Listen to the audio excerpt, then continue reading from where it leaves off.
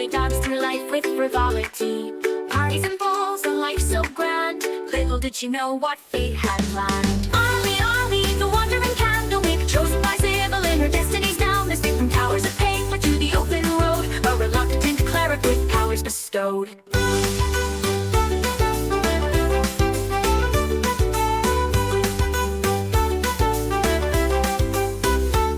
From luxury, thrust into robes, surrounded by tomes and dusty old globes. But Ollie's mind, sharp as a tack, mastered the legalese others did lack. Contracts and bylaws, she knew them all. Her litigious prowess made bureaucrats fall. In mazes of paper would she find a way to bend the rules and save the day. A holy symbol in a divine dream. Not all in the tower is as it may seem. A true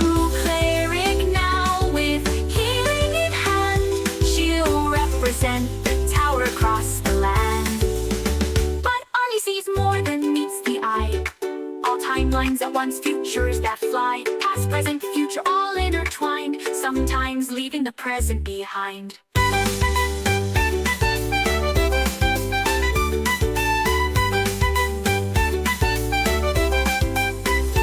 Ollie sees more than meets the eye. All timelines at once, futures that fly. Past, present, future, all intertwined, sometimes leaving the present behind.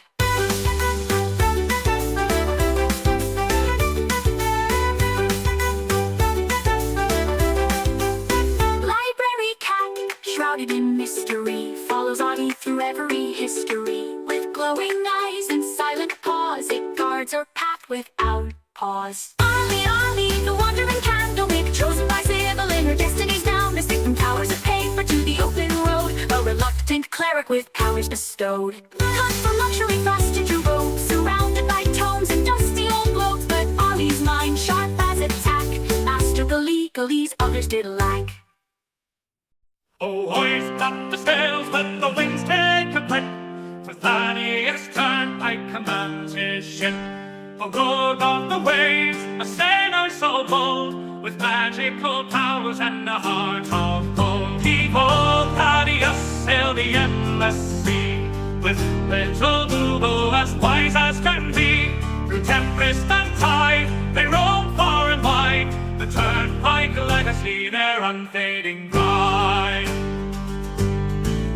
From the mighty Turnpike line he hails, with a lineage of captains braving the gales. A scion of seafarers fierce and grand, with the smell on his lips and the sword in his hand. Behold Thaddeus, master of the spell, with little Boo through heaven and hell. They dance with the stars, they flirt with the dew, their laughter echoes in the ocean's blue.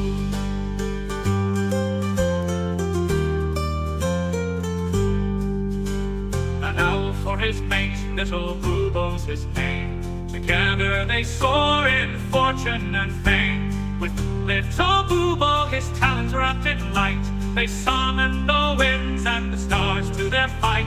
A curse of great power, a gift or a bane, Thaddeus wields it with little to fame.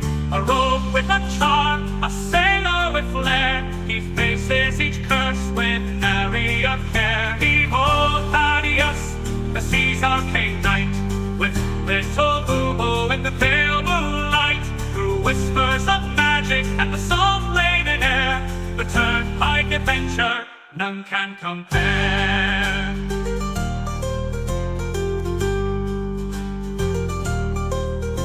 So sing of the Turnpike, the legend, the tale, of Thaddeus and Boo setting sail. For where the map ends, their journeys just start. The sea's in their blood, magic in their heart.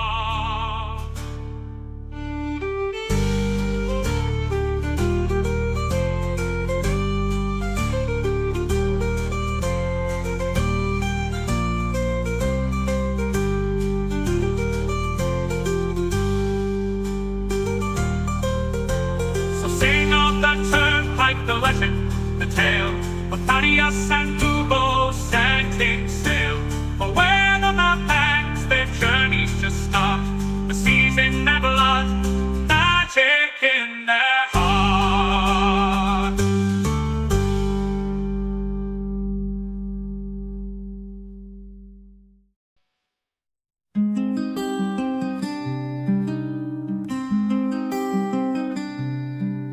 In Salonia's fields a halfling stood tall, sea gray eyes, a fighter's call. With Fiona's love and Angus' smile, his world was bright for a little while.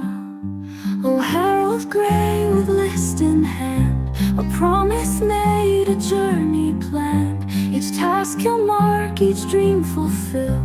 For those he's lost, his heart beats still.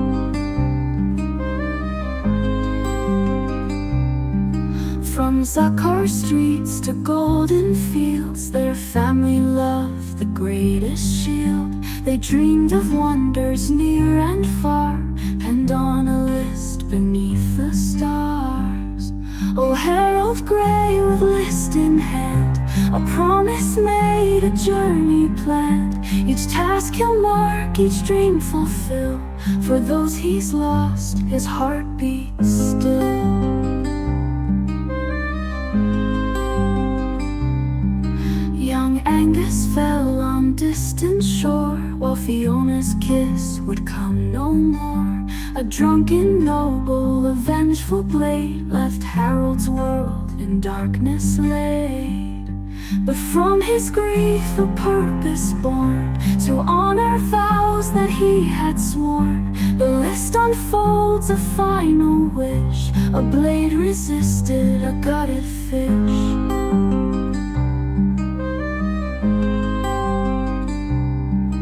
Now Harold roams through joy and strife, to live for three in one short life. From mountains high to oceans deep, this solemn pledge he vowed to keep. With bowler hat and iron will, he faces each task with hard-won skill. For every deed he sees it through, he feels their love forever true. And when the final task is done, when every battle's lost and won, he'll close his eyes, his duty clear, knowing his loved ones drawing near. In afterlife they'll meet again, their love eternal, free from pain. The list complete, their dreams fulfilled, a promise kept, a future will. Oh, Harold Grey, your journey's long, but in your heart they're never gone. With every dream that you fulfill, Fiona and Angus are with you still.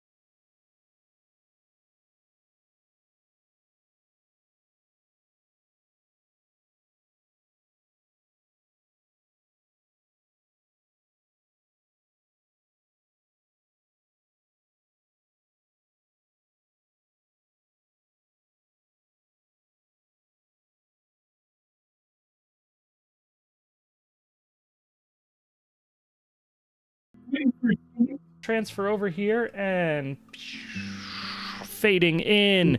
Super special effects. Welcome back to You Are Legion, the D&D game where you, the audience, all of you, can join in and be part of the story as the voices inside the head of one of our players. Because in this game, you are Legion. You, the audience, or the customer is always right, and especially when you buy things. My name is Coy. I'm going to be your game master today, and I'm joined by our regular cast of players. We have Michael Keane playing as the halfling with a list, Harold Gray. There is Sam Gilroy playing as the noble pirate wizard Thaddeus Turnpike. He doesn't have that accent, it just kind of came out. Sean Boyd, who will be playing as the last blue dragonborn Aelric Tiamaticus. A little dap, a little archer pose. I love it. We'll be joined in a little while, a little later this evening, by Claire Hogan, who's playing as Arlie Candlewick III, the Kender Cleric of Knowledge. And joining us this week are two special guests, returning as the Owlin Ranger Bubo Lindsay Owen Pierre. Ooh, CSI opening, I love it. And logging in to assume direct control of the Legion construct is Annie Yao. Welcome, Annie.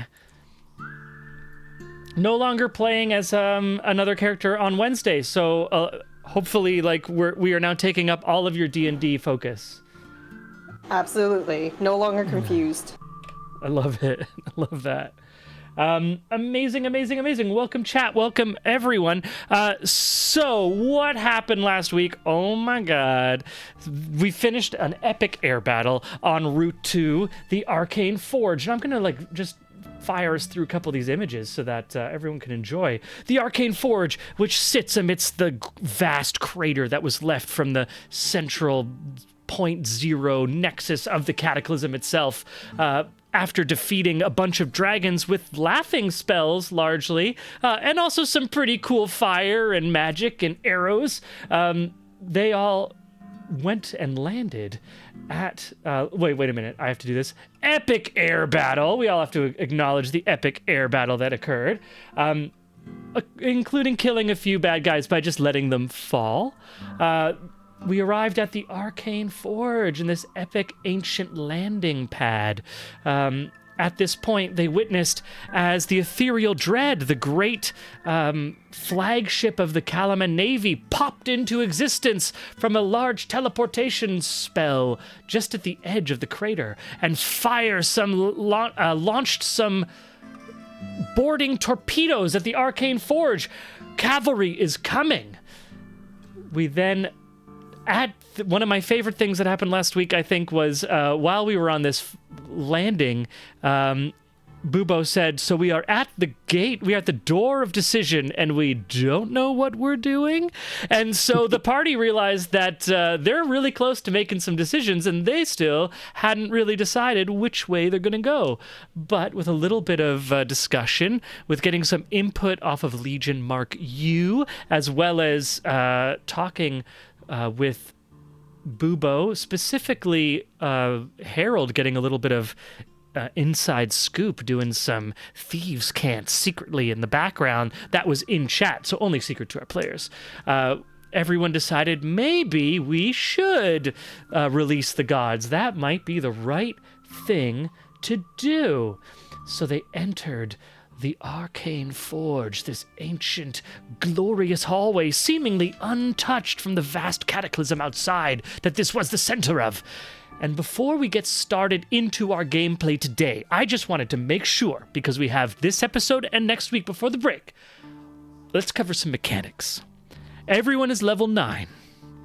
Everyone did their level up beforehand. I want to make sure that that's cool. Everyone's had a long rest, so you have all of the benefits of a long rest. That long rest came from putting on a special ring of power. Not J.R.R. Tolkien, we don't need you. We have special Legion rings of power. 5 rings, one each representing one of the Pentaveret that created the coalition of mortal races, those being the Dragonborn themselves, the Elven clans from Sylvanestry that represented by Bubo, the Dragonborn, of course, represented by Aelric, the Mage Tower represented by Thad, the Cleric's Tower represented by Arlie, and the Coalition of Mortal Races themselves represented by none other than our halfling, Harold. And as they put on their rings, something imbued a magical power, and they all felt themselves reinvigorated and ready for a final journey, giving them the effects of a long rest. So everyone has a long rest. Harold, you've recovered your strength from that vicious attack by an evil undead shadow thing that took away some of your strength, so you are back to full strength. Are there any other questions around mechanics about where we are right now?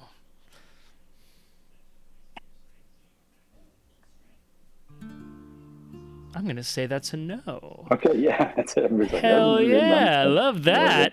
In that case, as you are all standing here in the hallway, just having put on these rings, feeling, I think for the most part, everyone hated their level up, as Annie pointed out, which was I think this is the most opposed level up to level 9 in D&D history. Everyone says, this horrible thing happens that I don't like, and power imbues inside of me. Is kind of what happened with everyone, which was awesome. But people are really in it. This is a grim, dark future that we're talking about. As you are all standing there, from the end of the hallway, you see chung, chung, chung, chung, chung, chung, armed and armored draconic enemies. Many of the Dragon Queen's soldiers, her infantry forces that have seemingly already come into this arcane forge. As they start to close distance in the hallway, the whole hallway is rocked as massive objects pierce their way into the sides of the hallway.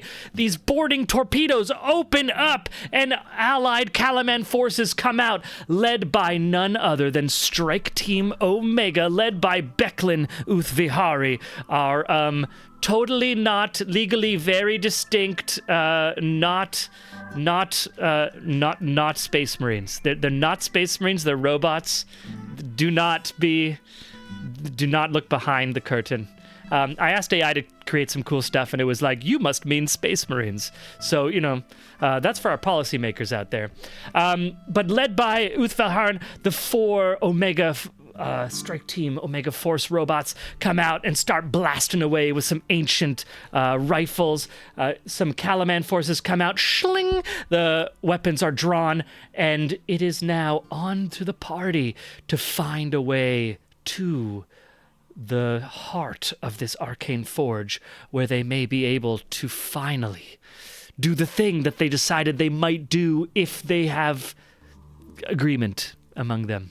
So we're going to jump into a skill challenge, an epic skill challenge. This is where we use our skills and our shared narrative fun capacity. I'm running out of adjectives here, guys. To find our way to get to the objective. The objective at this point is to get to the place. If we have 3 failures on this skill challenge, there will be a big problem. It will be not good. But we do need the 3 successes within those. The challenge, the DC for this skill challenge is going to be 18. Everyone needs to beat an 18. This is the final level, guys. Shit ain't easy. You all roll too well. That's on you. The way this is going to work is that everyone is going to pick a skill that they have proficiency in. They are going to describe how they use that skill, kind of creating a part of the narrative themselves. And then we will roll and see if they succeed or fail in that attempt to use said skill. After they do this, we'll move around the circle and continue with everyone else. And we have shared successes and shared failures. I do have to note that once you have used a skill, whether you succeed or fail, your player cannot use that skill again. This just helps us keep it interesting, keep it exciting. So we have 3 failures that we want to avoid, and to get to the location that we need, I am going to ask for 7 successes. Shit's real, guys. Shit's real. 7 at 18. Okay. I know there's people there with plus 10s. I'm not. I can see behind the veil. Oh shit! That's a call out to our friends over on Wednesday. Well done last week, by the way. 5-hour session. We have a hard out on Monday nights. We don't play that game. Who would like to take the first skill test of the night?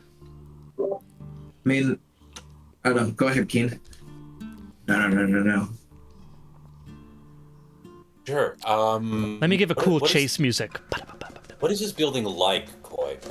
Paint a picture in my mind. Paint a picture. Okay, let me see. A picture's worth 1,000 words, and that's why I decided to give you a picture and just avoid speaking. But okay, I'll play this game, halfling.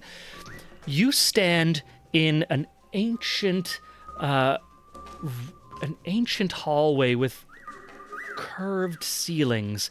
It's made out of some sort of material that glimmers like gold. In any rate, it certainly doesn't rust, because no one has stood in these halls for over 350 years.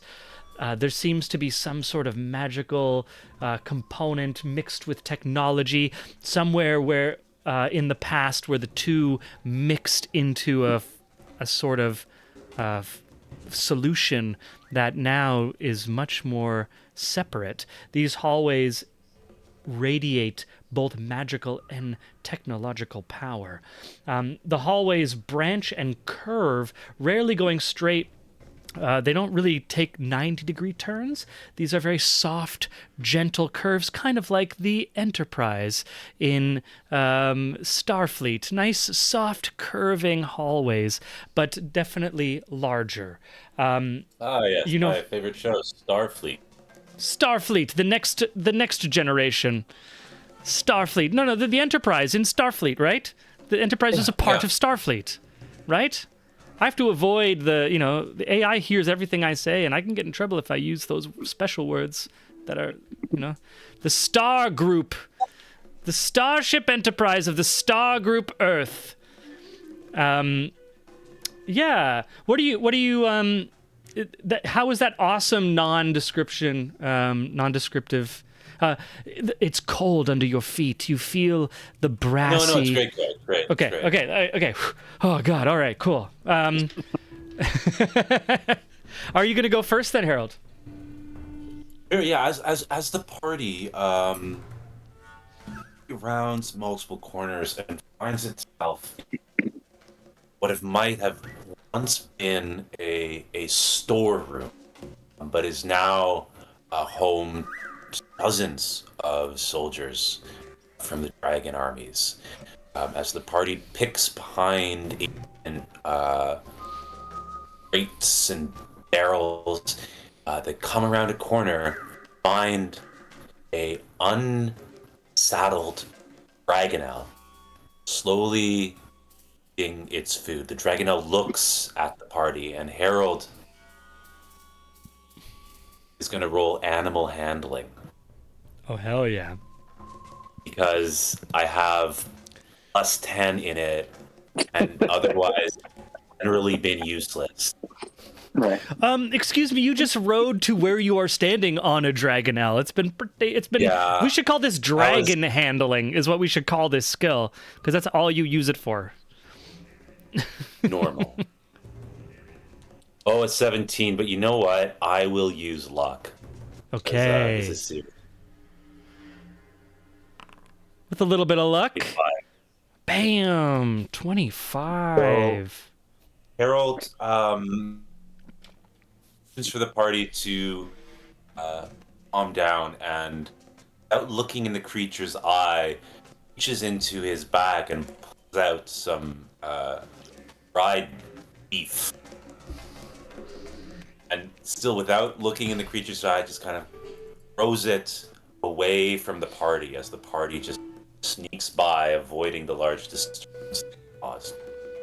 Love that. Yeah, throw the meat with a 25. Like, you throw the meat at the foot of one of the enemies, and they're like, what's that? The dragonel thinks that they're going for its food, and it pounces and just rips one of the draconic soldiers in half. They all turn on the now hostile dragonel, and you get to run away from a little skirmish that you started.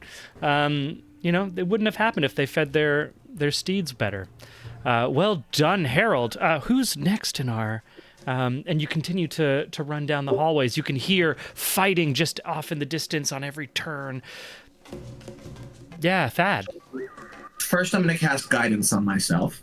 And then I'm going to lift my staff up to the air.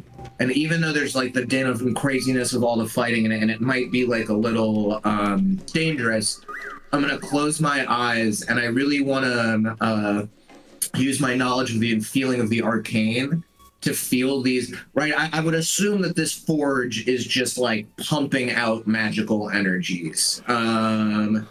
So it's a good point. It's actually because Harold decided not to power it up, if you remember. So it is full of magical energies, but like it's almost like a feather laden, like a flower laden with pollen. So like there's magic everywhere, but there isn't yet that electricity of life flowing through it to bring it into activity. It is kind of dormant, but it is imbued everywhere. Well, that sounds like a DC 18 check to me. That's that in the middle of a combat field here. May I try to divine which is the right way to go to get to where we need to?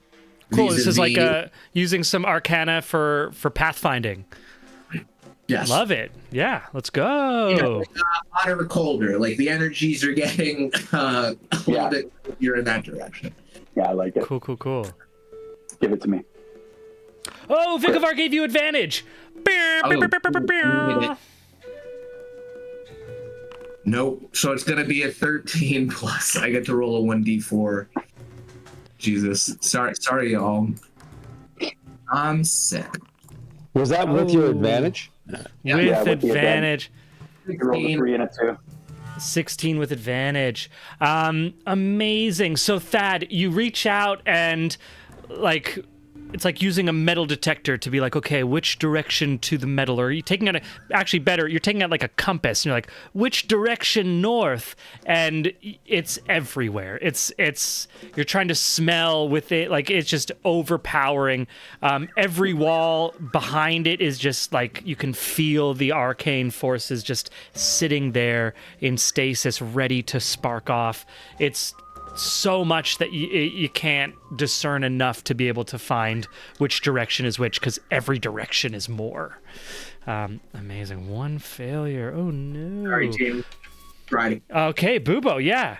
Give it to us. Okay, so what I'm going to do is I am going to roll, this is going to be story-wise, I'm going to roll a stealth check. Just a regular old stealth check. Okay, so I'm going to roll a 15, just a natural 15 stealth check, because while Thad is doing this, Bubo, the magical energy, the wild magic energy that's within Bubo, is kind of being activated. Maybe it's the level up, maybe it's the fact that he's in close proximity to his master. He is reminded of words that his master had told him about where to meet him, how to meet him. He's like, look, I don't really know. All I know, and he's given cryptic kind of like directions within this place, but he doesn't really understand what it is.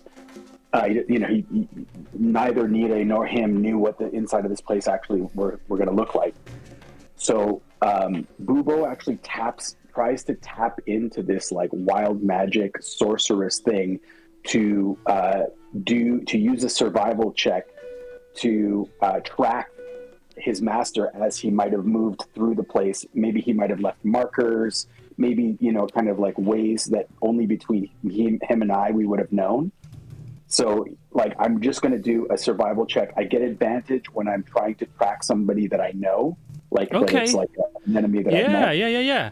I mean, at this point, like tracking whether or not he even left anything behind. If you can pick up on his trail, then that would be awesome. Okay. Boom! 26. It's a 26. Huge. Yeah, I rolled a 1 and a 19. A 1 and a 19. Oh, thank the gods for advantage. Amazing. So, like as you're like starting to like hone in, bringing all of this this skill that you developed in the Sylvanestry Homewood, these massive, massive trees in a forest that was impenetrable until the Fire Nation came. But you bring the skills developed there and kind of hone and activate them in this unnatural constructed space, and it seems like it won't work until you pick up on something on a corner and realize we go left. And you think you might have picked up on Nire's trail, and you now lead the party in that direction. Amazing. And anybody who's got a passive perception of over 15 and who cares to know will notice that, like, Bubo has kind of, like, you've seen this before where the wild magic surges kind of like take over him, and you know, Elric, I've told him about my fear of this wild magic. So this is one of those moments where Bubo is like letting himself be kind of taken over by wild magic. It would be a peculiar thing to see. Interesting. Yeah. I will remind people that if you can justify using a spell slot to mitigate a loss, that is possible in this challenge. That's one of our little house rules with these. But awesome. So we have 2 successes. We have Harold succeeded, Bubo succeeded. Thad just he has to recalibrate the sensitivity of his arcane sensor there. Who's going to be next in our skill challenge? Yeah, Legion. All right. So, All right. I'm going to look at everybody present, everybody around, and I'm going to say in the calmest voice, I'm going to say, everybody, we're going to be just fine. We're going to close our eyes and go to our happy places. They're going to be lots of puppies and rainbows and unicorns. And all you have to do is keep thinking about that, and we're going to get through it. And with that, I roll for deception. Okay. 28. 28 deception. Amazing. So, you know, sometimes even when it's not true, a little bit of sagely advice is let's just take a break. It's not the end of the world, guys. Let's just calm down, relax. You know, we'll be fine even no matter what. Just think of happy things. Just be happy. Yeah, just be happy. What was that, Keen? Literally the end of the world. Guys, even though it's literally the end of the world, it's not the end of the world, guys. And even though you all are fully aware of, like, no, but things are really bad. Like, but you know what? When you put it that way, Legion, and everyone just has that little bit of a capacity to relax a little bit. I think that's what you're looking for, right? Like taking the edge off of that tension that makes you a little bit shaky, a little bit tense, even in situations when normally you'd be fine, because everyone's just a little bit worked up right now. And will I be able to give a bardic inspiration die to? Please I assume do. Elric would be the next person going. So It'd be Elric or Arlie, yeah. But amazing. Oh, yeah. Great, I'm gonna do that.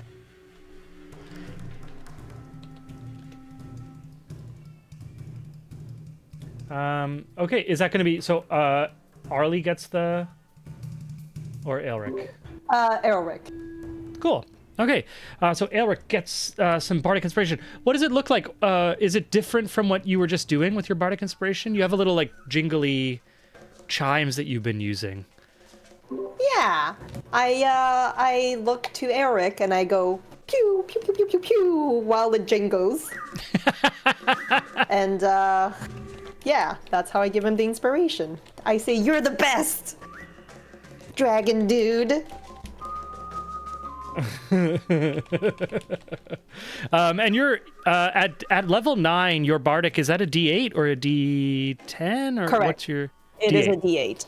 Amazing. So Elric, And, you can choose to add a D8 to your skill check if you need it, but you can save it until you know what the result is. And just a reminder that because I'm level 9 and I have unfailing inspiration, if you fail with the D8, you get to keep it until you succeed. Very cool. Oh, hell yeah. Bards. Next PC, Bard. Gotta do it. I love chat saying you're like a Tony Robbins, Legion. You're like a big, scary Frankenstein. Oh my, you're exactly like Tony Robbins. Amazing. So that's 3 successes so far. We're almost halfway there. We're doing pretty good. Good ratio so far. We have Aelric and Arlie are still need to go before we can return to the top of our order. I have questions before I decide. So we are in kind of the internal workings of this place now, or would you say? Okay, so can you describe to me, like, are we going through like hallways or doorways, or what are we going through? Going through a series. So it's like an ancient facility. So I think like to stick with my my incredible what did we call it in chat? Starfleet, the next iteration. Iteration. Yeah, to stick with my Starfleet, Starfleet, the next iteration, it'd be like a space station almost. So series of hallways, but there's also going to be like turbo lifts. There's also going to be rooms that you could be going through. This is part of like kind of the shared narration. If you feel like there's a room or a Jeffrey's tube or a hallway specifically that you want to involve in your skill check, you can totally do that. Fantastic. So what I'm going to do is, as we start to go more into the internal workings of this, following Legion's kind of best path, I'm imagining like the choices getting narrower and narrower and narrower and narrower, and as we get to like one like kind of portal entrance, that type of thing, just doorway, just kind of like getting into that doorway and knowing what's behind us. I'm gonna turn and I'm just gonna gather as much heavy, obnoxious shit as I can, if that means like removing pipage and or ladderage and or railings.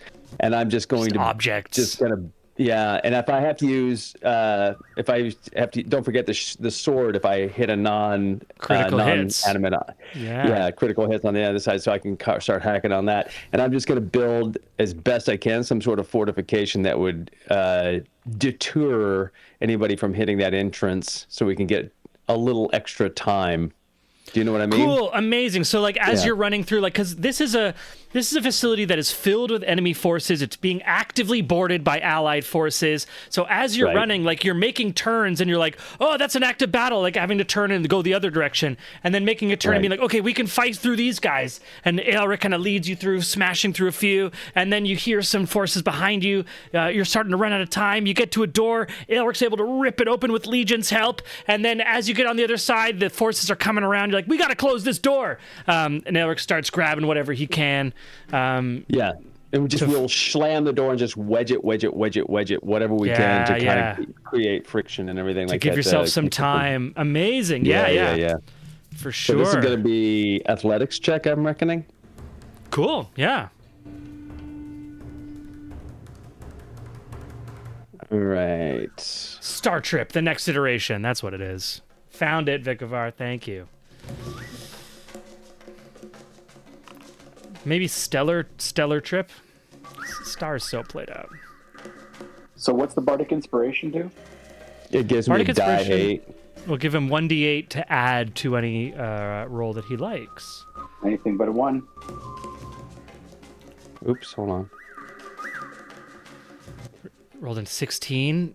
Aelric's gonna roll his boom 7 on the bardic inspiration. Okay, so Aelric, help me out with this. Not only do you succeed, but your success requires you to tap into that little "you got this" jingle that Legion gave you. And so he starts with his normal brute force, just kind of ripping and stuff like that, and then you start to hear something that, if it had lips, would be a whistle, but it's more like just kind of a seething exhaling of sound that carries pitch. Almost like a weird reed instrument as the air passes between the tongue and the fangs. So it's not lips per se, but it does create a whistle of unknown origin, a whistling like sound as he starts to bend. At first, everyone thinks it's just the sheer forces on the metal, but then everyone's like, "Wait, that's carrying melody." I love this. That's great. The beginning of a musical sense, the unveiling of a whole new side to Elric. Incredible. And with a little bit of musical freedom, you're able to use not just materials to block the door, but you can use materials to jam other materials, like shove a third material in between two so that they don't move very well. And all of a sudden, before you know it, even though the door might not be fully closed, it ain't going anywhere. And with that, you've covered your back and you can keep moving. That's 4 successes. We are over halfway. And we have now Arlie, who is, I guess, like, bot Arlie? But Arlie. Arlie, in one of the many various iterations of the multiverse that she lives through, whatever this one is, she's less paying attention to. So clearly, she's putting her focus into the other iterations that require her more intense focus. This is kind of like Doctor Strange in Infinity War when he's like, I got to go do 1,000 million options to get our back. This is what Arlie's doing. While she's kind of quiet and reserved, you're like, oh right, she's doing this exact same thing 17,000 times at once. What skill is she gonna roll? Insight, and she's gonna cast guidance on herself first. Hell yeah. Insight with guidance. Give me a roll for Arlie on her insight. Oh, crits. She crits. Nat 20. So this Don't whole even time, as soon as you start moving, Arlie's just like kind of left behind. Like you're all like, okay, we gotta go, and then Elric's like, okay, I just grab Arlie. And at times she'll just kind of be following, and then she'll stop and she'll look at things that aren't there. More than once, you have to stop her from turning the wrong direction. You're like, no, Arlie, we're going this way. And finally, after you close that door behind you, Elric, you keep going.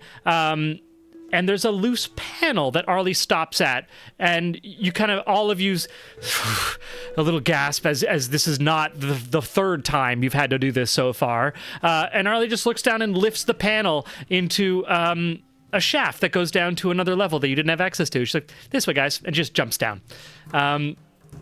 Skipping a nice bit of travel for you all. Incredible. Arlie still got it. That's 5 successes. This DC 18 was too easy, guys. See, you're all worried? We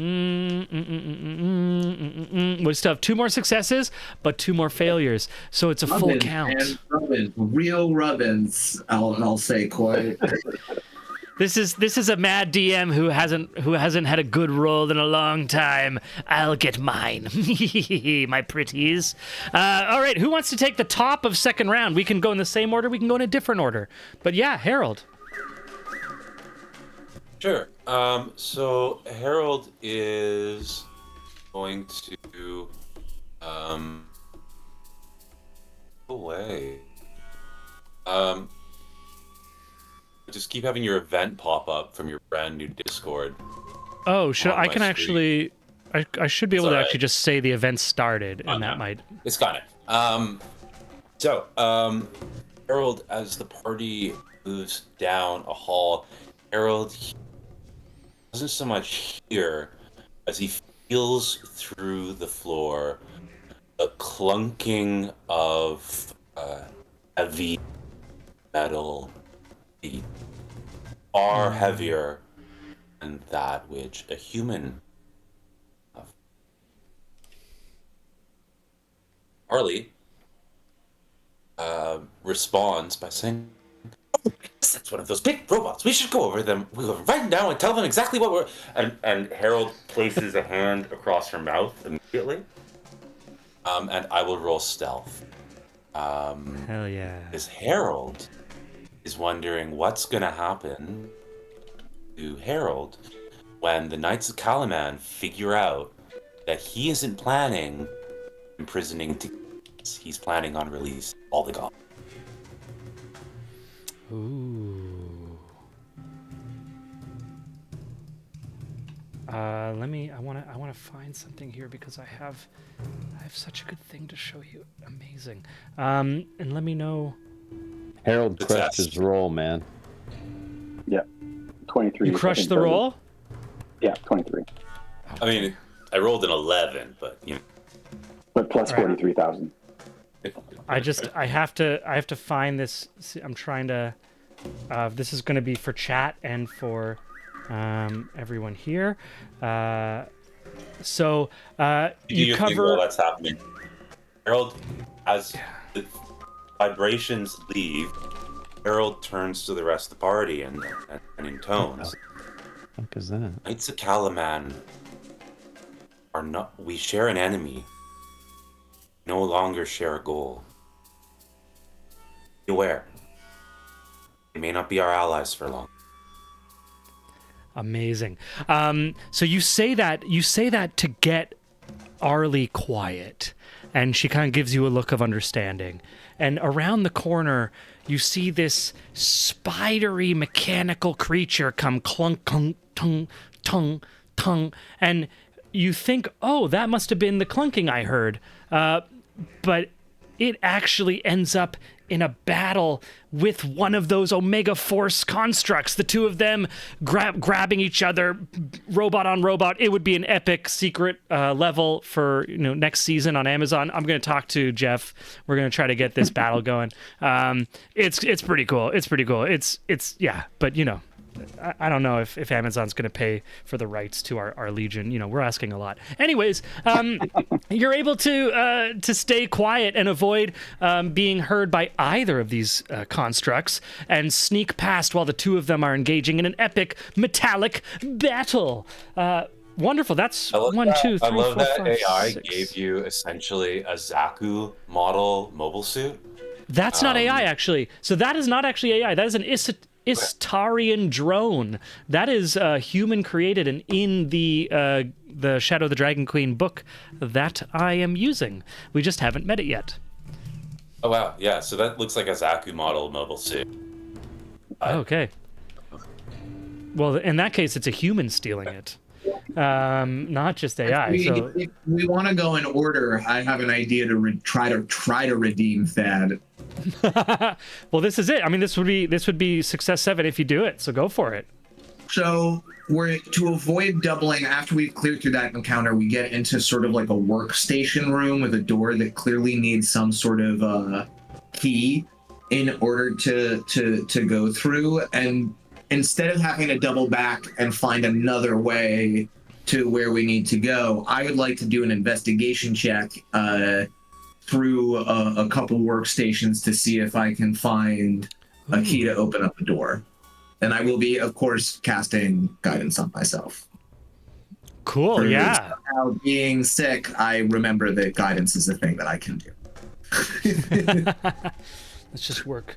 So we got some 1993 hackers vibes going on. Is this?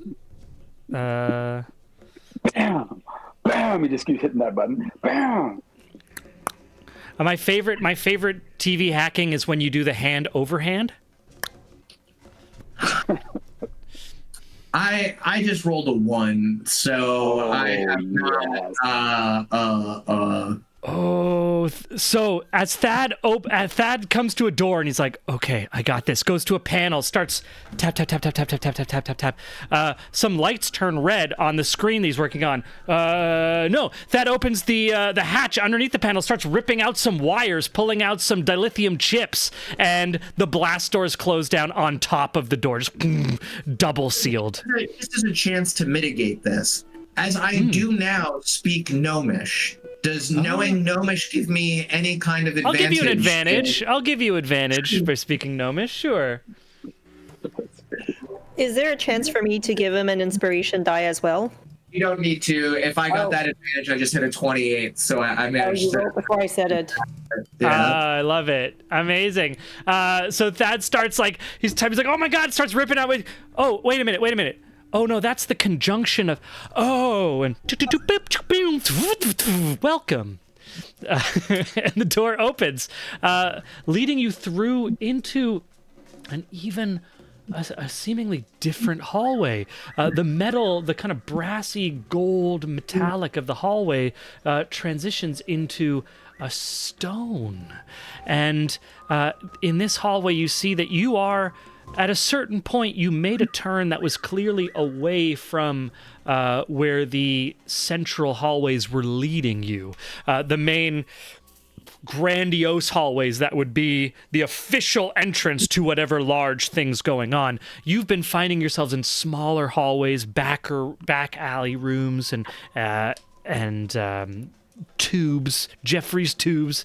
Just in my favorite Space Quest, the other iteration, Star Trip, and you find yourself just outside a dark room. You can feel from within the room a cold air of a grander space within inside. Not massive, but certainly no longer a hallway. A slight glimmer comes from within, and this is where we stand on the precipice of our final encounter, and we officially succeed in our skill challenge. Well done, team, with only one failure. Next time it'll be harder. As you stand at the entrance here, you hear through your various Sending Stone walkie-talkies, I'm just going to call them walkie-talkies, Arlie, hello, Elric, Harold, over. I am trying to reach you. Hello. Is this working? Have you died yet? It is so hard to tell. Over.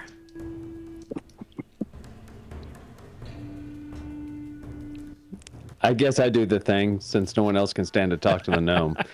So I tap, and alive, all good, over. Oh, very good. Okay, so let me know when you are ready to turn on the power. I am just here next to the power station. When you need it, I will go. Okay, I have a question for the gnome. Yeah. Over. Go. What do we need to do? And Harold is like putting his arm up towards the party. What do we need to do, Seal, to keep this into Legion? Harold's like hand over his mouth like this to the party, waving his hand. Yes, I have done some research. I have found there is a some sort of a centralized place where Legion can enter once the power is activated, and it seems like there is 5 sort of pillars that must be calibrated. I am not exactly sure how we are to do this, but Legion is to enter with the Soul Crystal, and then Legion can, within the miasma, reattach the Soul Crystal, the Eternity Gem. Well, I mean, you know me, and I'm not very good at this. Isn't there some risk that if we put Legion into this, that all of the gods will be released?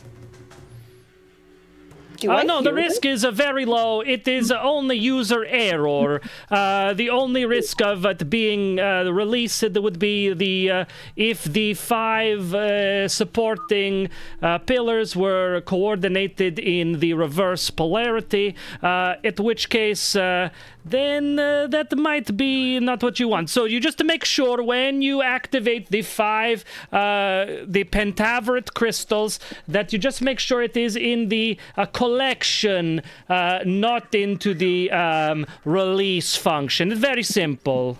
Mi dispiace. Un momento. And then in perfect gnomish now, I want to ask him if in either state, if we're successful in putting the Takesis crystal back into the Legion construct, or if by some ludicrous mischance it all goes wrong and we end up releasing, are we in any mortal peril by being near the thing? Oh, it's a great question. I am going to roll a d20. I'm coming at it sounding very much in my tower-trained artificer kind of like. I'm peppering in some jargon to make it sound like I'm just being really like you know how engineers can get sometimes where they want to know every possibility that could happen. Amazing. So as you like, you earn enough. You avoid any suspicion with enough technical jargon to elicit a very honest consideration and response from Adelpho III, who says, "Well, now that I think of it, let me do some of the math. Oh yes. Well, when you consider that the gods being trapped within the Legion were the cause of the cataclysm, it is possible that the release of such energies could be dangerous with such proximity. By that, I mean the proximity of 3 to the 10th by the 5th order in meters proximate. Yes, it possibly a little bit dangerous, but you have the gods by your side. You've survived so much. I am not too worried." Perfecto, bella, ciao, and then I click it off, and then I immediately turn to the group, and I'm like, one of us is gonna have to stay behind. Question: do I actually hear all these conversations? You do. The last one was in Gnomish. Do you speak Gnomish? I do not speak Gnomish, so I don't understand that one. So you understand everything except the last one. So Okay. I turn to the group and I say, if we're going through this plan, which we all are in agreement with, there is a potential that everybody that is standing, the cataclysm was caused by all of the gods being contained. Releasing them all very probably will kill people who are within miles of this place. I'll stay.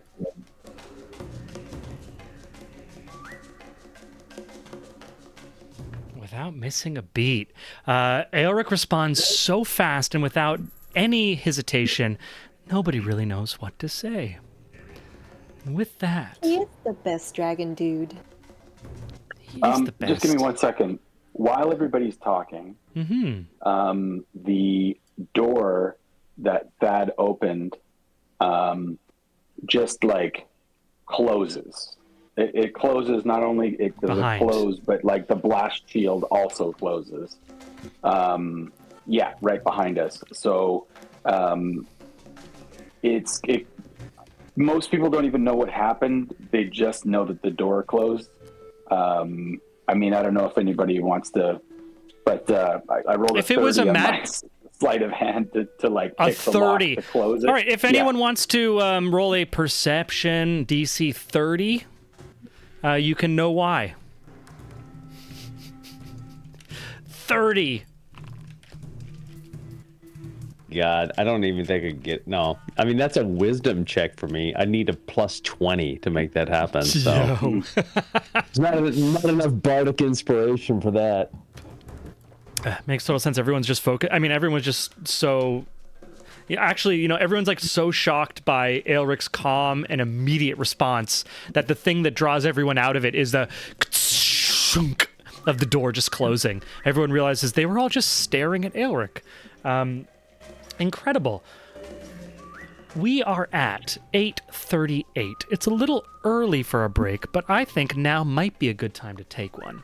So I'm going to say that we're going to be back, let's call it 8, let's call it like 8:50, give it a couple minutes, like slightly under 15 minutes, something around there, and we'll come back as we walk through heroically into the final space. I need to work on my chamber.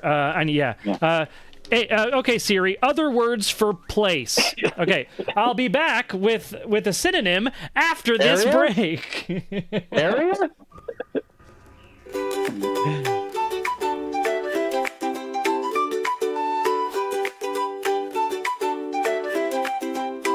In Candlewick Manor, born to nobility, Ollie danced through life with frivolity. Parties and balls, a life so grand. Little did she know what fate had planned. Ollie, the wandering Candlewick, chosen by Sybil in her destinies down. Escape from towers of paper to the open road, a reluctant cleric with powers bestowed.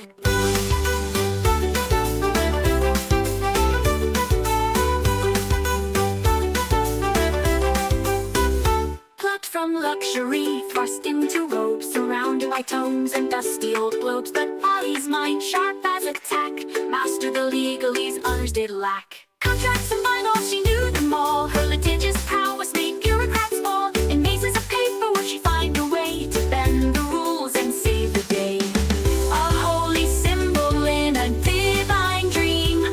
Not all in the tower is as it may seem. A true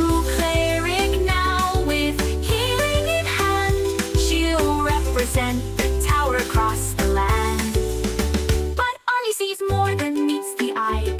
All timelines at once, futures that fly. Past, present, future, all intertwined. Sometimes leaving the present behind. But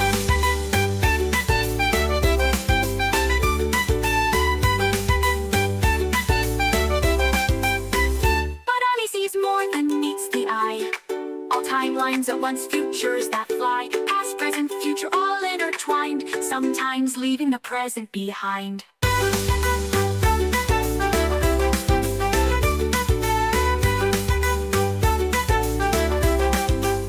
Library cat, shrouded in mystery, follows Ollie through every history. With glowing eyes and silent paws, it guards her path without pause. Ollie, the wandering Candlewick, chosen by Sybil in her destinies down. Escape from towers of paper to the open road, a reluctant cleric with powers bestowed. Cut from luxury, thrust into robes, surrounded by tomes and dusty old globes. But Ollie's mind, sharp as a tack, mastered the legalese others did lack.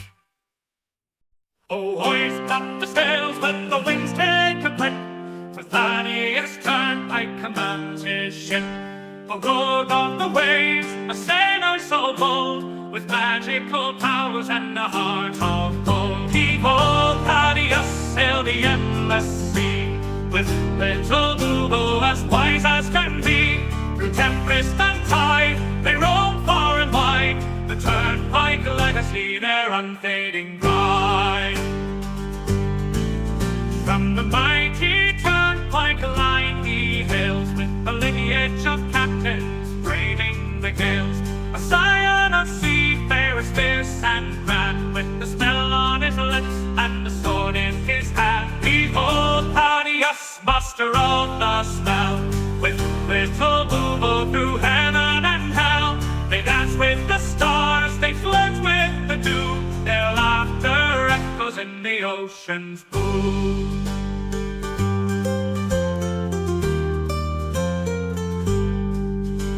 And now for his mate, little Boobo's his name. Together they soar in fortune and fame. With little Boobo, his talents wrapped in light, they summon the winds and the stars to their fight. A curse of great power, a gift or a bane, Thaddeus wields it with little to fame.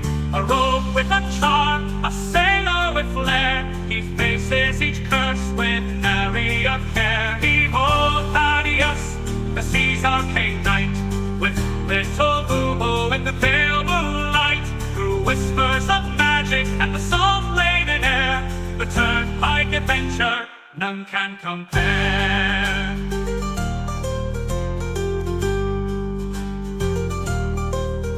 So sing of the Turnpike, the legend, the tale of Thaddeus and Boobo setting sail For where the map ends, their journeys just start. The seas in their blood, magic in their heart.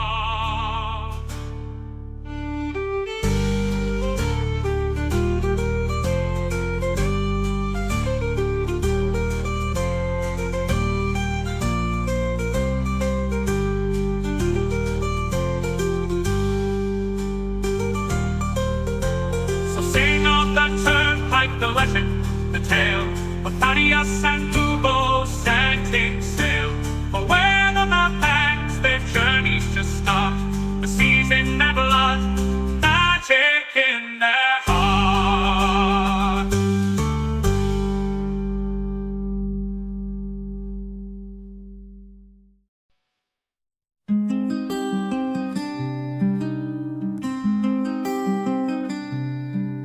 In Solania's fields a halfling stood tall, sea grey eyes, a fighter's call. With Fiona's love and Angus' smile, his world was bright for a little while. Oh, Harold Grey with list in hand, a promise made, a journey planned. Each task he'll mark, each dream fulfill. For those he's lost, his heart beats still. From Zakar streets to golden fields, their family loved the greatest shield. They dreamed of wonders near and far, penned on a list beneath the stars. Oh, Harold Grey with list in hand, a promise made, a journey planned. Each task he'll mark, each dream fulfill. For those he's lost, his heart beats still. Young Angus fell on distant shore, while Fiona's kiss would come no more. A drunken noble, a vengeful blade, left Harold's world in darkness laid. But from his grief a purpose born, to honor vows that he had sworn. The list unfolds a final wish, a blade resisted a gutted fish.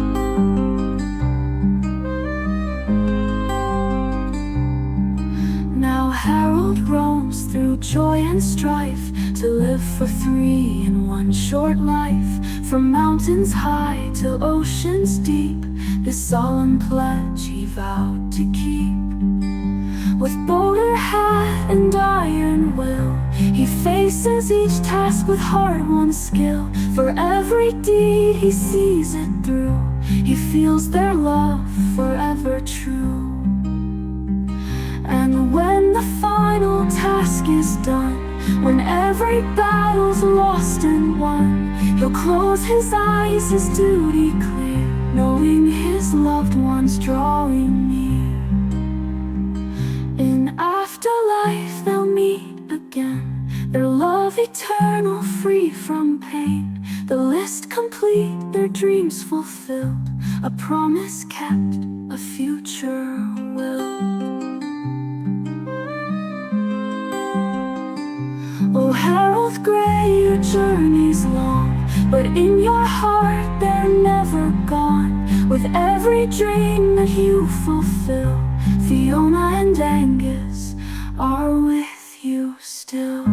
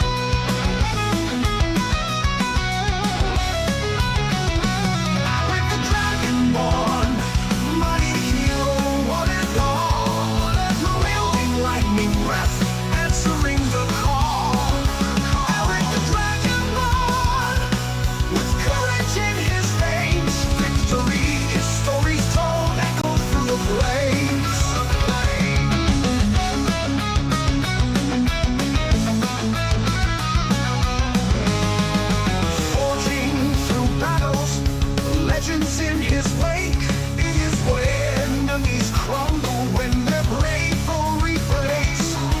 Questing for glory through lands afar, guided by the storm, following fate's star.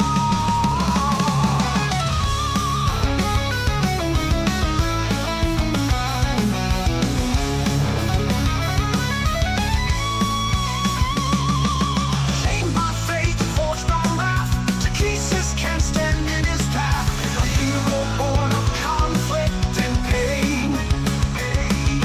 Destiny carved in torrents of rain. Lightning in his veins, vengeance in his stare. Shatter the heavens, the dragon yells beware.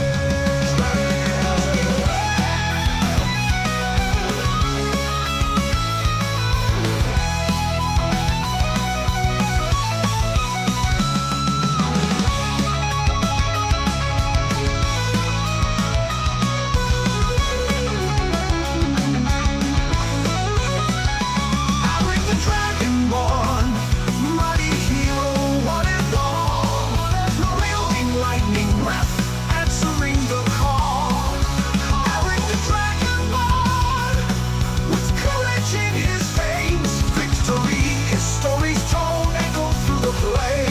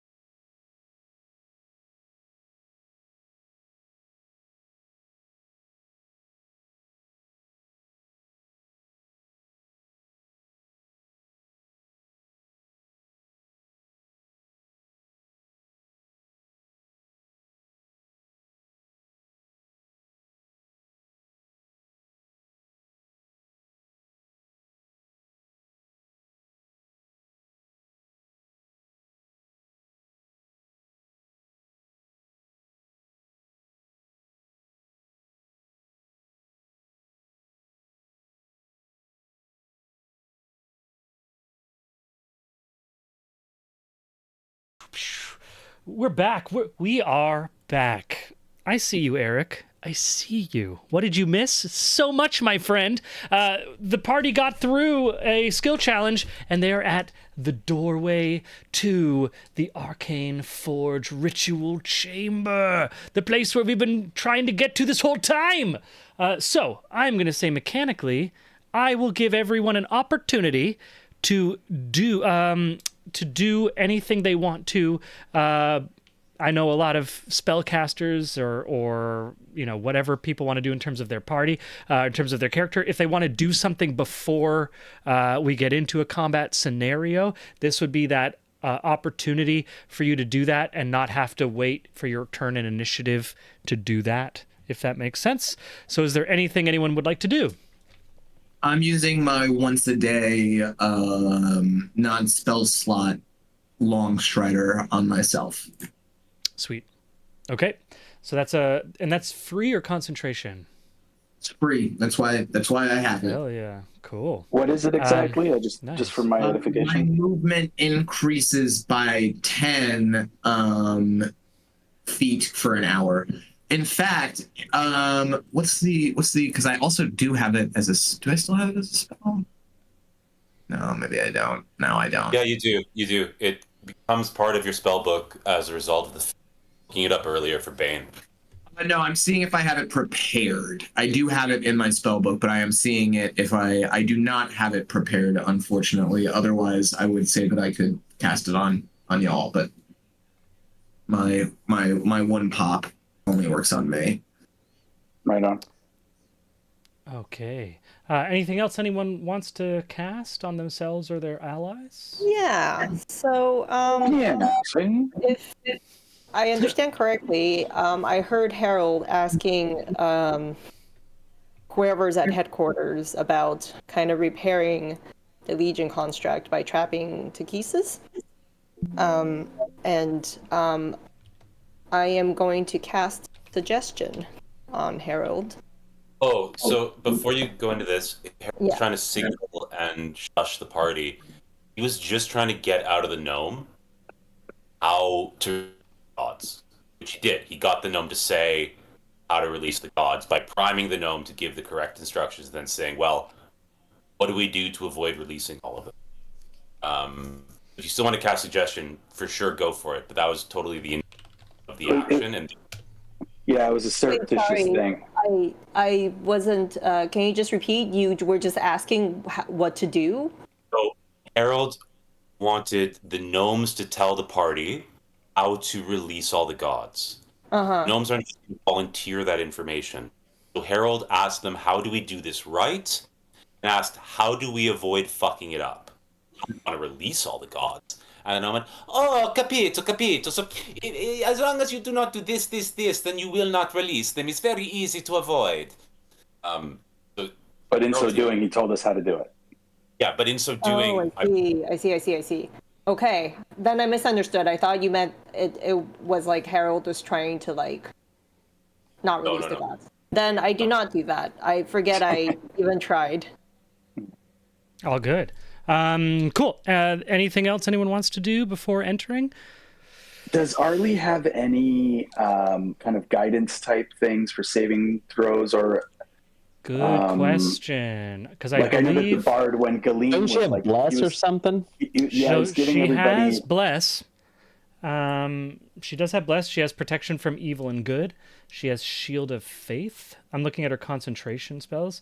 excuse me. Enhance ability. Beacon of hope. Advantage on wisdom saving throws. Bestow curse. Protection from energy. Spirit guardians, but that's kind of different spirit. Is protection from energy a concentration spell? It is. The willing creature you touch has resistance to one damage type of your choice.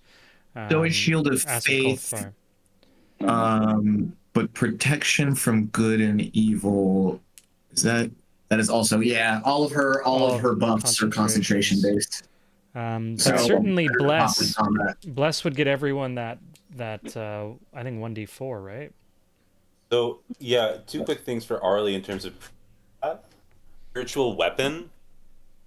They're bonus action attacks, I believe, and is a really effective thing for her to have active. Yeah. Would don't- cast and that that's- if she's getting into a trap. Yeah, spiritual weapon, I believe, is also not concentration. Yeah, but it does take an action to cast. So if we're about to go Yeah. into combat, Yeah. our cleric will cast How spiritual long does weapon. it last for? 1 minute. Spells. 1 minute. I think that it's better to cast it because she can also pop it up close to an enemy. That's a combat. Anything that's like a minute, I think, is a in combat cast. Cool. Do do we have 10 minutes for me to cast something? Now's certainly the time if you want to take 10 minutes to like buff yourself before entering. That would be the time. I would have 50 minutes left on my long strider, so yeah, I'm cool with that. Okay, so 10 minutes. I'm going to take 10 minutes to do Inspiring Leader and essentially giving you guys a really awesome speech about how you guys are all great people and I just met you, but you seem to really see me. And like, I just feel like we're all going to be best friends and you guys are just so great at what you're doing. Keep being yourself, keep doing you. And you're just so great, so amazing. I love everybody's energy. And so 10 minutes of that. And I give everybody except myself, because it's 6 allies. So everybody except for myself are going to gain 13 temporary hit points. Oh, cool. Once per short rest. Cool. So everyone gets 13 temporary hit points. I would just say I think I'd be remiss to not. I mean, the 10-minute cast. I think you should probably do the speech. I want a 10-minute improvised heroic speech, Annie, without ChatGPT. 10 minutes? I totally can. Let me My pleasure. Friends, Romans, countrymen, lend me your ears. We come not to bury Takesis, but to free her sisters. Amazing. Thad dies a little, and at the end of it, wipes away in tear and says, "Don't worry, we'll destroy you."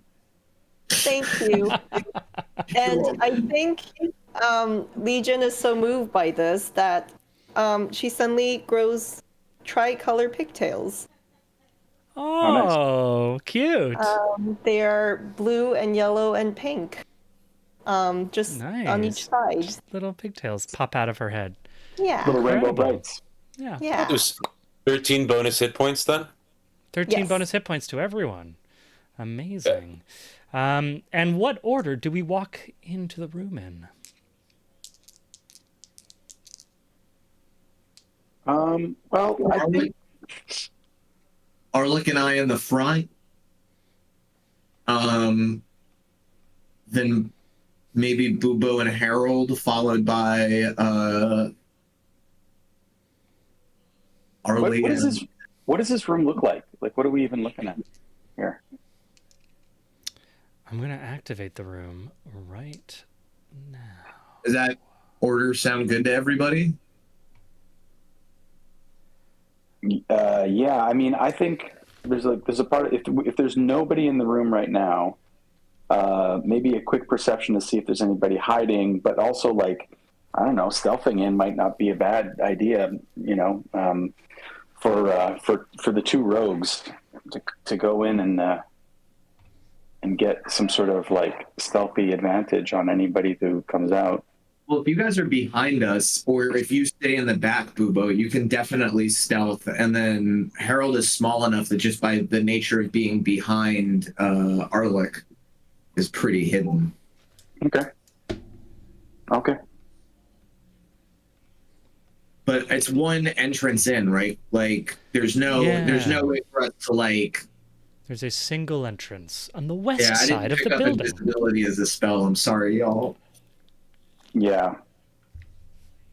Well, I mean, look, I for what it's worth, Bubo will take a look at the color scheme of the room, where as a whatever non-combat bonus action, change his armor to look very similar to what the room is. So, kind of like a local camouflage. He will pull up the cloak on his elven cloak, and he will, whatever the version of stealthing into the room, to find a dark kind of corner to hang out in as people come in. And Amazing. I'll get advantage on my stealth roll to hide as we come in. Cool. Okay, so that means Bubo's going to go in first. I'll say, Bubo, you can move yourself anywhere within a single turn's movement for you from the doorway, which is that central western position. And give me your stealth roll. That'd be a 29 stealth roll. A 29. Incredible. All right. I can't see Sorry. my guy. Where am I? Did I not throw you in? That might be my bad. There you go. Sorry about that. There it is. No, Bubo, as you come in, cloaked in your elven cloak, stealthing away in the most capable manner possible, you've not only been born with this, but you've developed it and trained this for decades. You come in, you see this room with these 5 different colored crystals surrounding the central dark miasmic force with some kind of starlight twinkling in the middle of it. Opposite, as you cross when the dark miasma is no longer blocking that eastern side, you see on the eastern side, on a pedestal next to this spinning tesseract, Nire, who seems to be working a form of ritual magic with this tesseract. And out of the darkness, you hear a voice. Bulbo, you watch from the edges, but you will have to choose eventually. And you're terrified of the choice.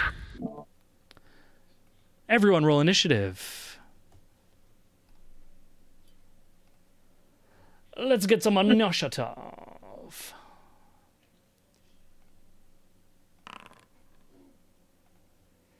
And let me get started in a cool battle music.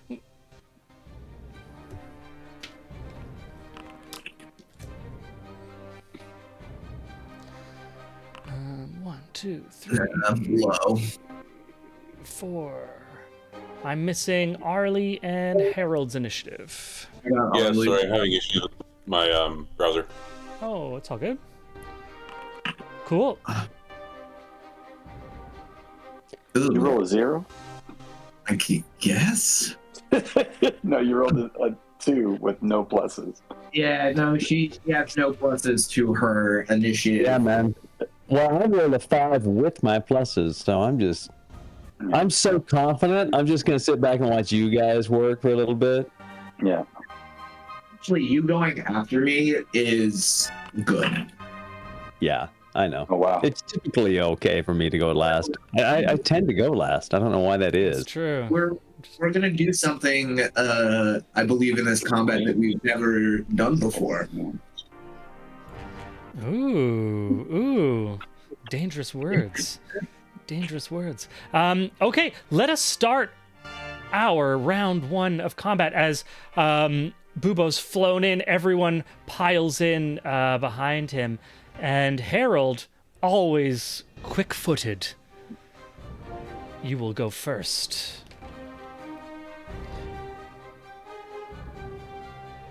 Oh, do I? So, Harold, I believe you have 26 initiative.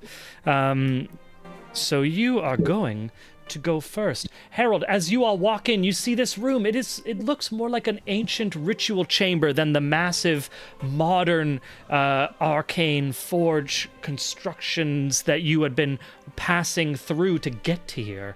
In the center of this room is a roiling miasma of darkness, like smoke, trying to escape from the central circle position. You can't see through it. It is too high near the ceiling. But if you are to get around to it, one could see an old human-looking man working an arcane ritual at this tesseract on the eastern wall. Along the north and south, east and west walls are collections of crystals looking very similar to these eternity crystals that you see all over Legion, as well as that empty one that someone still holds, if you remember. They are purple. There are 5 singular crystals that surround the central miasma. They are 5 different colors. There is a white crystal, a red, a green, a blue, and a black crystal that emanates dark blackness. As you all step in, and as Bubo, none of you are able to see Bubo, but you hear a voice kind of reverberating from the shadows, dripping like dark smoke. There are shadowy dragon heads that broil out of the central darkness and wrap themselves around each one of these crystals. Dark shadow dragon heads. This is the vestigial power of the many-headed dragon Takesis. You last met her as Grucht. Harold, as you enter and see the space, you hear in your mind, They'll forget you, Harold. Just like she did. Just like everyone else will. I could not make that out. no! I thought this was useful. Darn it. Let me do a different voice that is more that is a different level of creepy. This is all just me, okay? So this is all They'll forget you, Harold. Just like she did. Just like everyone else will. That one was that you could understand that one, right? Boom. Good job, team. We'll stick with that creepy voice. You're up, Harold. First in initiative. It being first in initiative. So the only figure in this room is Yidai so far. There's the And the shadow voice. in the center with the 5 shadow dragon heads that are coiled around these 5 crystals, and on the other side of the room, but you cannot see him in your current position. Nire stands.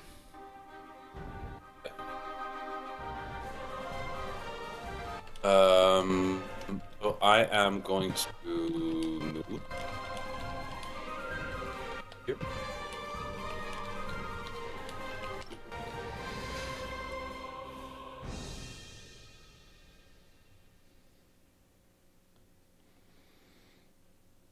I think Shakespeare has a thing about those, like, mixing. A bottom does that, right? Where he mixes up his senses and his sensory organs. Oh, It's a yeah. classic joke. It's been a great joke for hundreds of years. And I'm going to use Comedy. my bonus action, hide, Okay. stealth. Yeah, give me a stealth Yes. check. Oh,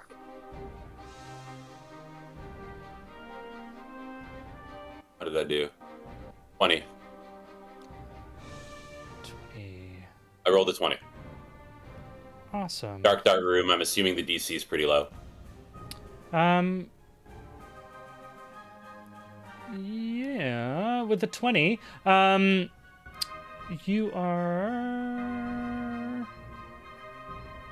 You can tell me what you want to do.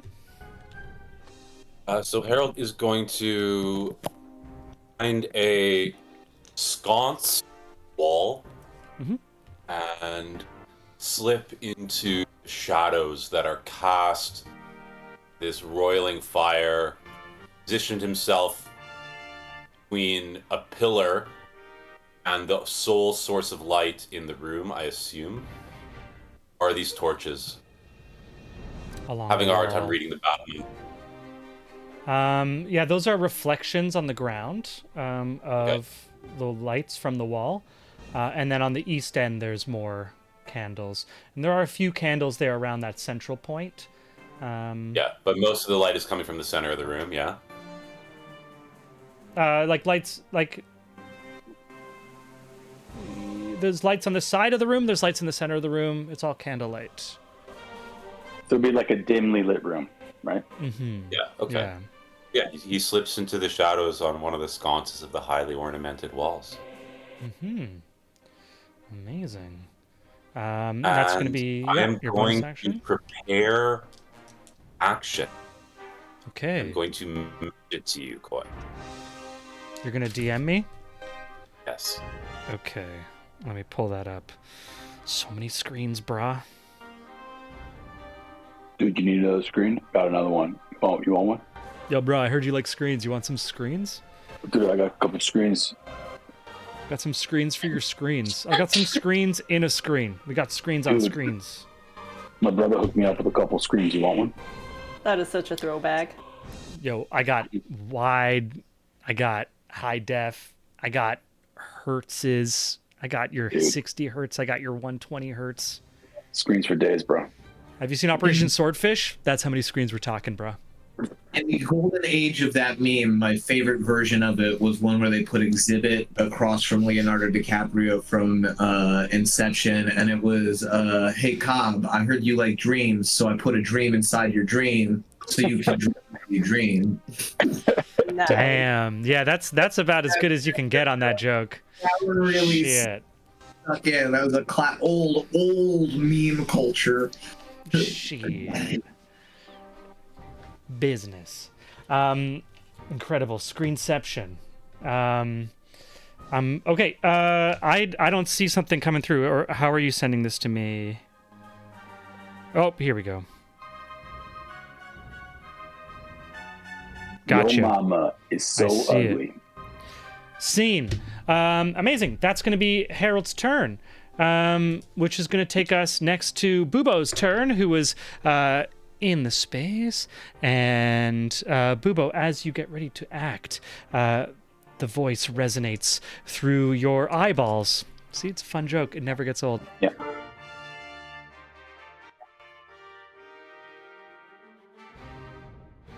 The shadows won't protect you here. They're mine now.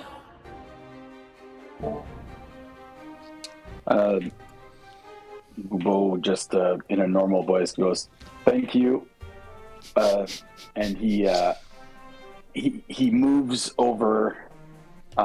He's just gonna move just slightly. I mean, technically, I'm still in my stealth whatever mode. Wait, let me just put myself back here. What's a real distance here? Is this? That's 35. All right, I'm gonna put myself in a corner because that's always a smart idea. He's going to come kind of adjacent to Nire here. Okay. And 29 stealth.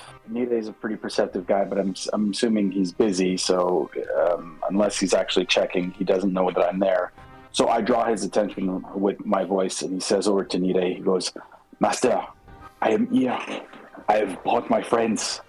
We are ready to do what needs to be done. Are your preparations complete?" This is where I really wish I had a good like Jeff Bridges accent. So just imagine a good Jeff Bridges accent. Okay. Yeah. Yeah. Because I can't do it. It's a sad day for me. He's like, yes, Bubo, I'm preparing the ritual. I just need to contain this until you have everything aligned. Man. Yeah, it was close. Like you got the vibe of Bridges, like where I'm going with it. Like I feel early day workshop, like we're gonna get there. Yeah. We'll get there. Yeah. Please tell us, instruct us what we must do to do this. They have agreed to release. And I'm saying, you know what? I'm going to say this in Thieves' Cant because I'm assuming Nide is like a roguish character as well, or is he? What is he? I'm sorry, I should know this. Nire is not a rogue. No. Okay, forget it. Then I'm just going to speak in Owlin at Sure. Nide. Yeah. And I'm going to tell him they have agreed, at least for the time being, to release all of the gods. So this is where we are. Tell me what we must do. Man, you gotta activate the crystals, man. I'm working on it. I'm really working on it. You're doing a great job. It's a really tough accent, but I've Don't committed judge to it. I'm committed now. I'm pot committed.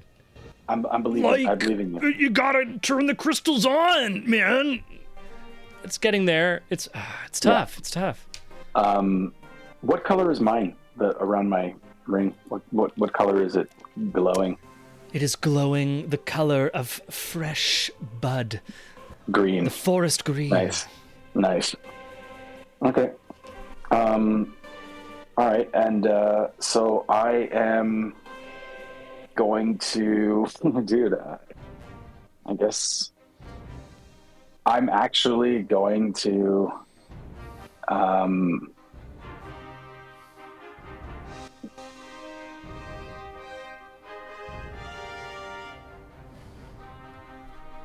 I'm actually going to use my bonus action to dash. And I'm going to place myself right there. That's it. That's my turn. Next. Cool. Okay. Some preparation. Amazing. Let me just double check.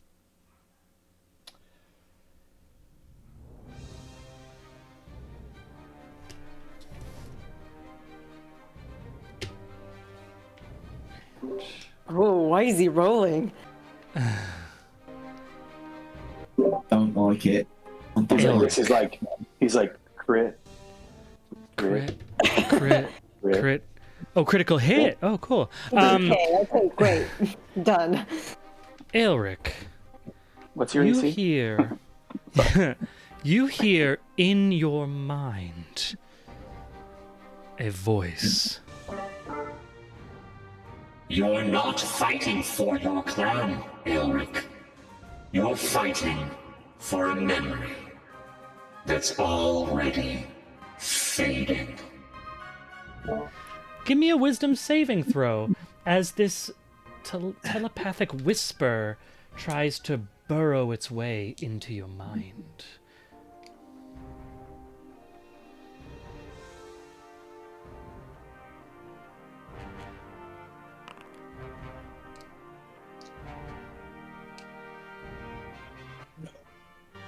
No, it's a 4. That's a 4? It's a 4. Damn. I'm gonna use my new 9th level skill. Indomitable. What's that? I get to re-roll a roll if I miss a roll. Yeah, dude. Hell yeah. Indomitable. Aelric is... you can see Aelric fighting. From the outside, you see Aelric fighting a mental battle. Go for it again. Give me another roll. I have a terrible wisdom. It's probably for nothing, but we'll give it a shot. It's a tough wisdom. At worst, I fail miserably. No. Okay. As you grit your teeth and try to pull upon ancient constitution and strength, this beguiling... Ichabod's giving you advantage on it. He's You giving have another roll. advantage! The gods have spoken! You also still have the 1d8 inspiration that you can... No, I think he used that. He used it. Because he used it to get a success. Okay. But good point. Okay. No, but he did use it to get a success. He would otherwise have had it. But amazing. Thank you, Vikavar. The gods have spoken. Aelric gets another shot. Oh, Vikavar, thank you so much. This is just my worst saving throw thing. All right, let's give it a shot again. Yeah, come on, man. Critical. Third time. Oh, hey, that's something. What's that? 17. 17! Amazing! This beguiling whisper creeps its way through the cracks of your resolve, finding your weakest point. You grit your teeth, trying to take everything you've come, your friends now, your training that you call upon, but still it erodes into the foundation of your very soul. But as you feel your courage waning, something from beyond, a celestial power, grants you one last press, and you're able to force this beguiling whisper from your mind. Incredible, you succeed in the wisdom saving throw.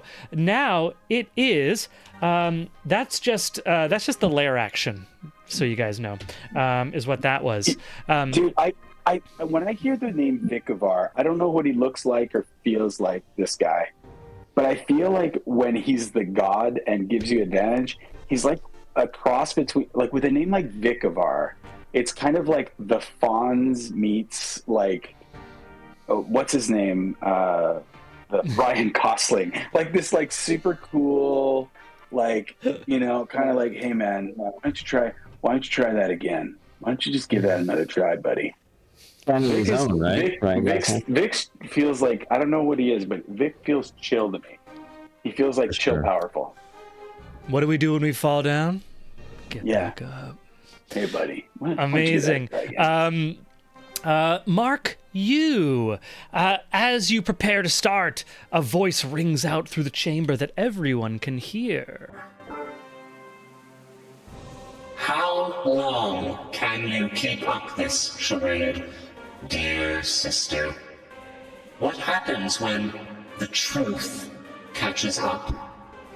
Or worse, what if they already know? Your turn, Legion. As I hear this voice, I start to feel very, very distressed. I feel unstable. And I said, no, it's not true. It's not true. You're always so mean to me. And I drop my disguise. Amazing. Okay. Would you like me to describe it, or do you have like an image? I have it ready, but please describe it first, and I'm gonna pull it out. So as I'm dropping this disguise, it's going to look like one of those illusions that kind of like starts from top to bottom, so it's slowly shedding. The pigtails are already there, but as it slowly starts to go down from head to toe, you see that my face turns into a screen that has a big smiley emoji. I am wearing a birthday crown that is pink. And as it keeps on going down, you see that my body is covered in like paint splatters. It almost like I went to paintballs, so it's like you got like blue, yellow, pink splatters all over her. I'm actually forgetting. I've been somebody else for so long. I've popped the window up. Here you go. Showing players now. And the illusion, the disguise of Mark Yu falls away. With a passive deception of 22, she was able to avoid all of your suspicion. And with some epic role-playing as well, I must say, Annie. And with enough other distractions going on, people are busy. The players got stuff to do. But her true self is finally revealed. Yep. So the colors are so for the context of the society in which at least Thad has been in, such colors are almost a violence upon his sensibility. I love that. Neon, pastels. So I don't know whether she would be recognized instantly, but I'll allow people. Let's hold it. So I'm going to ask for people to do like an Arcana check or a History check if they want to actually figure out who you are, or ask you. But characters can ask. We have 6 seconds per turn, so if anyone wants to ask these questions, they can. But I'm going to say that we hold off until there's a reason for them to know. I'm gonna critical. Not 20. Damn! All right, what is Harold? Harold just like knew it. What is motivation? Recognized that right away. Yeah. Oh yeah. Spill the beans. That's a nat 20, Annie. So I am the goddess, the minor deity, goddess of joy, named Lyra. and I like everything happy, and I hate conflict. I usually run away when there's a fight, and I like everything that is happy and music and dancing and festive. Love that. Okay. All You're right. amazing. I see you handing out glow sticks and smart drinks at a rave. That's all I can say about that. And sometimes I'm the shots girl. I love it. So, aspect of Lyra, it is your turn. What do you want to do? Yes, so as my disguise falls away, I just say, Rufus, protect me! And I use my Onyx dog, which is actually a husky. And Yes, a amazing. rule, Describe what this is. Yeah. so it's a husky. I am going to say, for the sake of the mechanics, it's based off of a mastiff. But it's actually the shape of a husky, and it's just going to every once in a while annoyingly go during the battle. We have a picture of this happy husky, and I'm gonna pop out an image for everyone to see at home. That's our happy husky. Boy,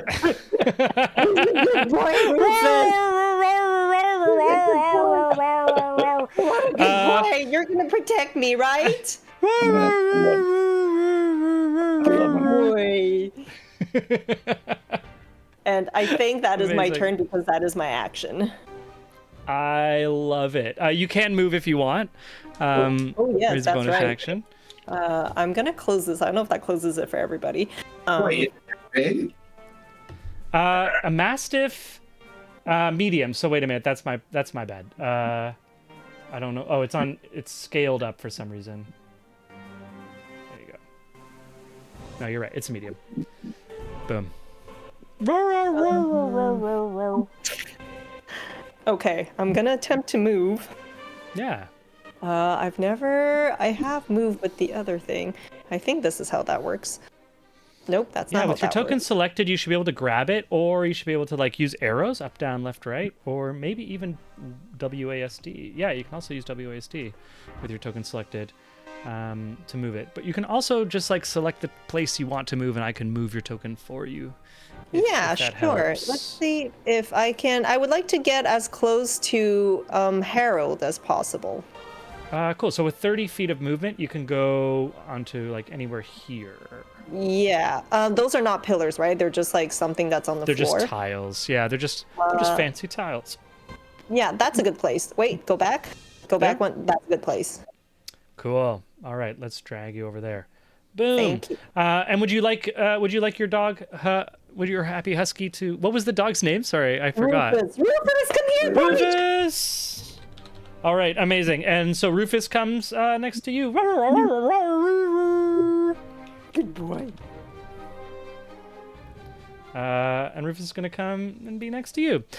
Just so everyone knows, she used that was a magical item called, I believe, an onyx bead that is in the shape of the animal, and on cracking it, it casts. It's a one-cast magical item that casts summon companion. In this case, a reskinned mastiff, a happy husky. Nice. And so does the Oh, changing the tokens drop. My bad. Thank you. Changing the tokens, we lost your position. So it's going to be, your position will be, it was right after the lair action. So let's just put you here. Great. And your husky will share the same initiative as you. I think they go directly after you officially, but Vikovar can correct me if I'm wrong. Incredible. That's going to be Legion Mark U, which is actually the aspect of Lyra, and her dog Rufus going next.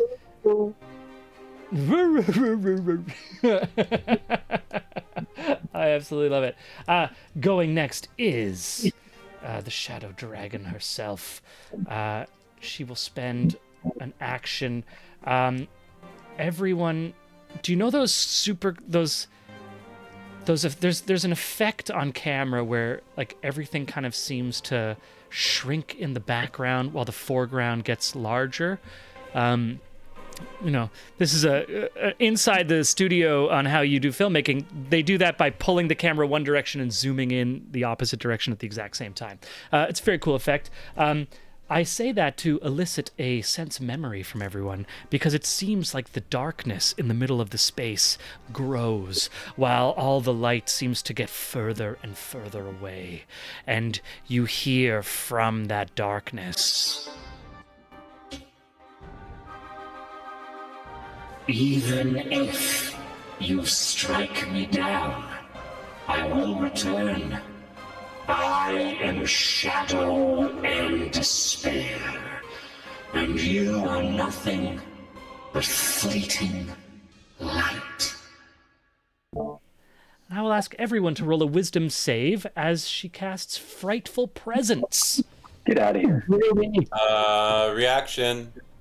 Arbs. Barb's Yes, I is a can forced react to that, reroll, but- right? So she doesn't roll anything, you roll saving throw. Okay. Damn. Yeah. Sorry. Wisdom. Wisdom saving throw, everyone. And look who's back! All of the layers of reality come stacking back into this single moment. No matter which way she turned, Arlie found herself in this moment with this next decision. Because Arlie, after having a bit of time dealing with all the other possible eternities and realities, this is our own personal Muad'Dib, everyone, who doesn't ask to be the emperor of existence. Arlie Candlewick is coming back. But let's see what we get in our wisdom saving throws. Counter charm. Can you counter charm? Can you define counter charm what does it do? This happened before where somebody in the party had an ability that they could Yeah, it's only if you fail, though. fail a save. Well, I just failed. Okay, so Lyra it is Lyra, right, Annie? Lyra, sorry. Does Yeah. it say Lyra? No, it still says mark you when I roll. So what you have to do, basically what counter charm will let you do is anyone within 30 feet of Legion, and I'll just draw. Oh, please. I will draw 30 feet. Yeah, you are.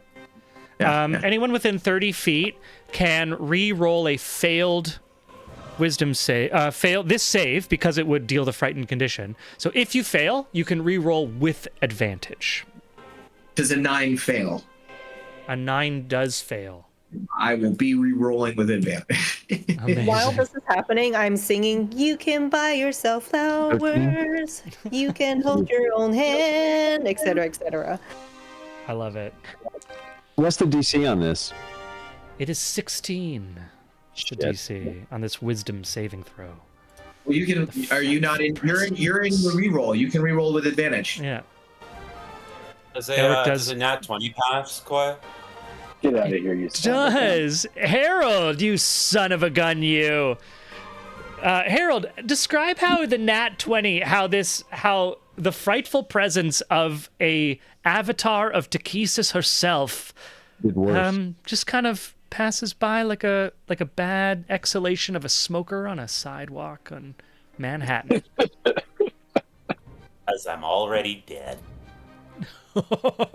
You can't scare me. I'm already dead. Damn. All right, I love that. Yeah, amazing. What else do we got here with rolls? Let me pull up these rolls. I got Thad with his counter charm reroll gets a 20 and passes. Aelric fails. Counter charm reroll with advantage fails. Damn.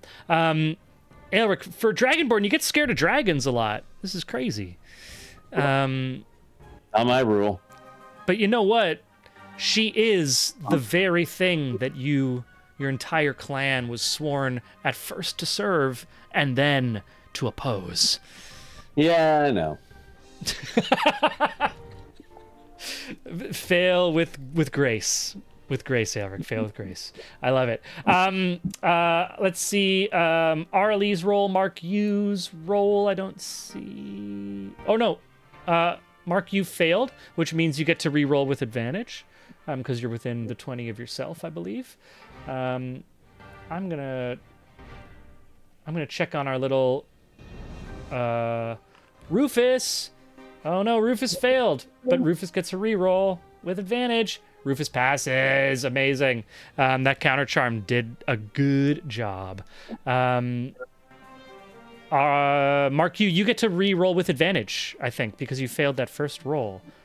Yeah?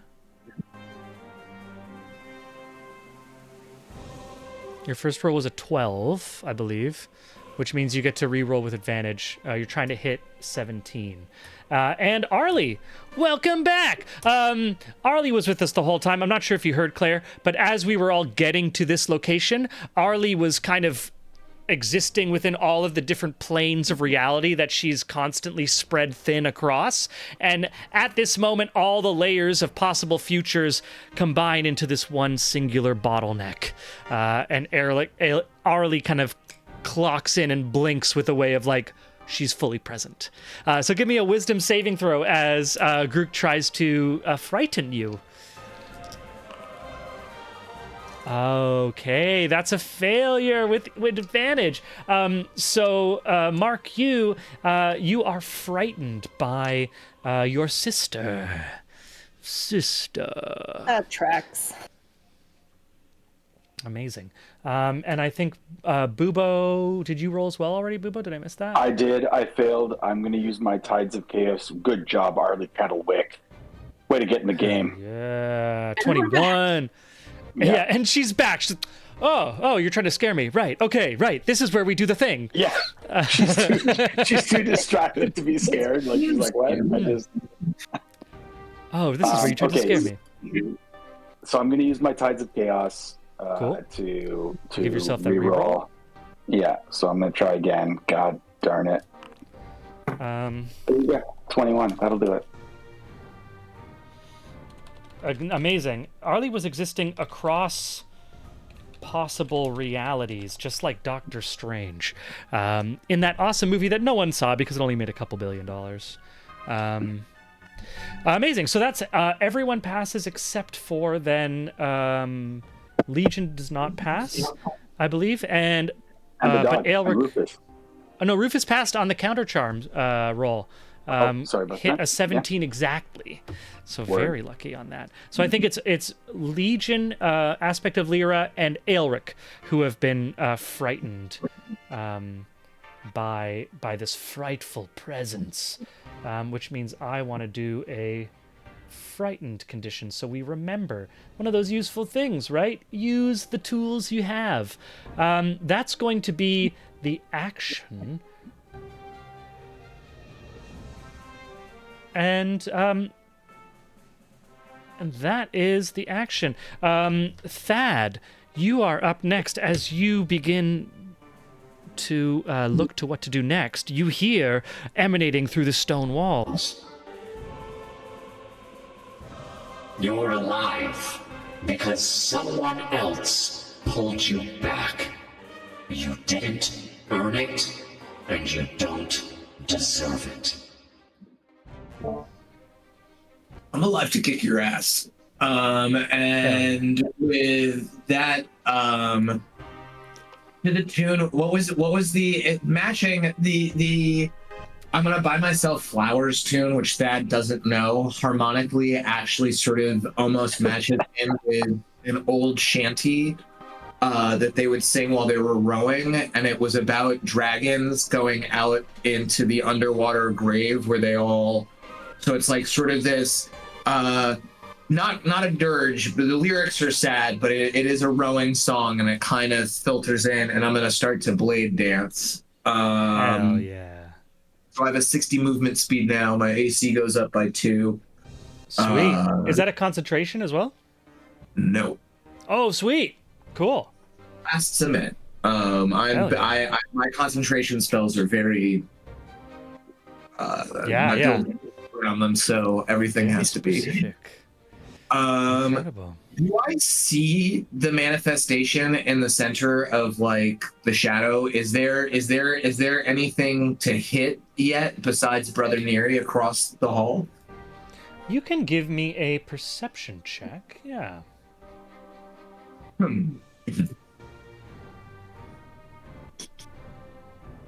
Perception. Sorry, Brother Nire is back? Yeah, say what?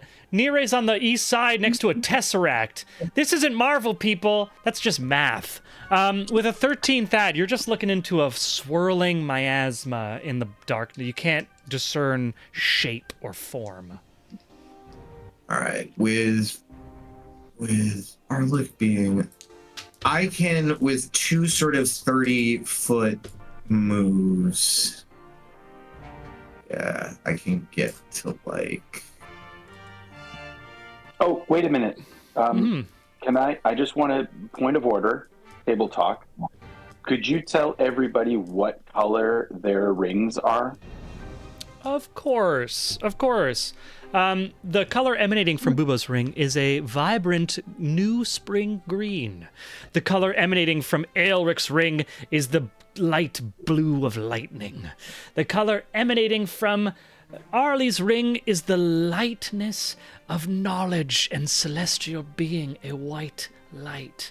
The color emanating from Thaddeus's ring is the red of the red moon and robes which he wears.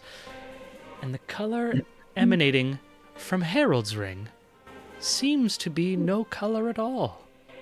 Almost darkness. He's still not over his wife. His ring is dark. There is something that comes from mortality. It is his mood love is and dark. it is loss. It's just Only a so mortal dark. can know the loss. Yeah, so Thad, as you pass by the that dragon head, That was the game. That was I. okay, how do you calculated- move there? If you move let me know if you move within 5 feet of any of those crystals. I can make it around. I was there without going 5. I can get to 30, 25, 30 without getting in 5 feet. And then another 30 puts me there. And that puts me within 30 of Bubo. All right. Okay, I cool. am- So you're doing it I to am stay, saying- avoiding I the am dragon saying- heads. Yeah, I am not getting too close to those yet, but I have Gotcha. edged towards the red ones. And now suddenly everybody hears me start a spell I've never done before. And as sort of it blends into the tune that I've been singing to myself, and all of a sudden my shadow whips up down onto the ground and like slithers across the floor and merges with Bubo's shadow. And now Bubo is casting his shadow and my shadow, and he's hasted.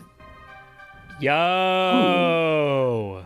And what that means is that until the spell ends, and it lasts for a minute, it's concentration. The target's speed is doubled. It gets a +2 bonus to its AC. It has advantage on dexterity saving throws, and it gains an additional action on each of its turns. That action can be used to take the attack, one weapon attack only, dash, disengage, hide, or use object action. When the spell ends, the target can't move or take actions until after its next turn, as a wave of lethargy sweeps over it. Okay. Okay, crazy. I am going to just give you a little wing effect so that we can remember what this is. It says it's flying, but we already know you fly. That'll just So remind double us that you are speed- hasted. Double speed, extra action, 2 and +2 to AC.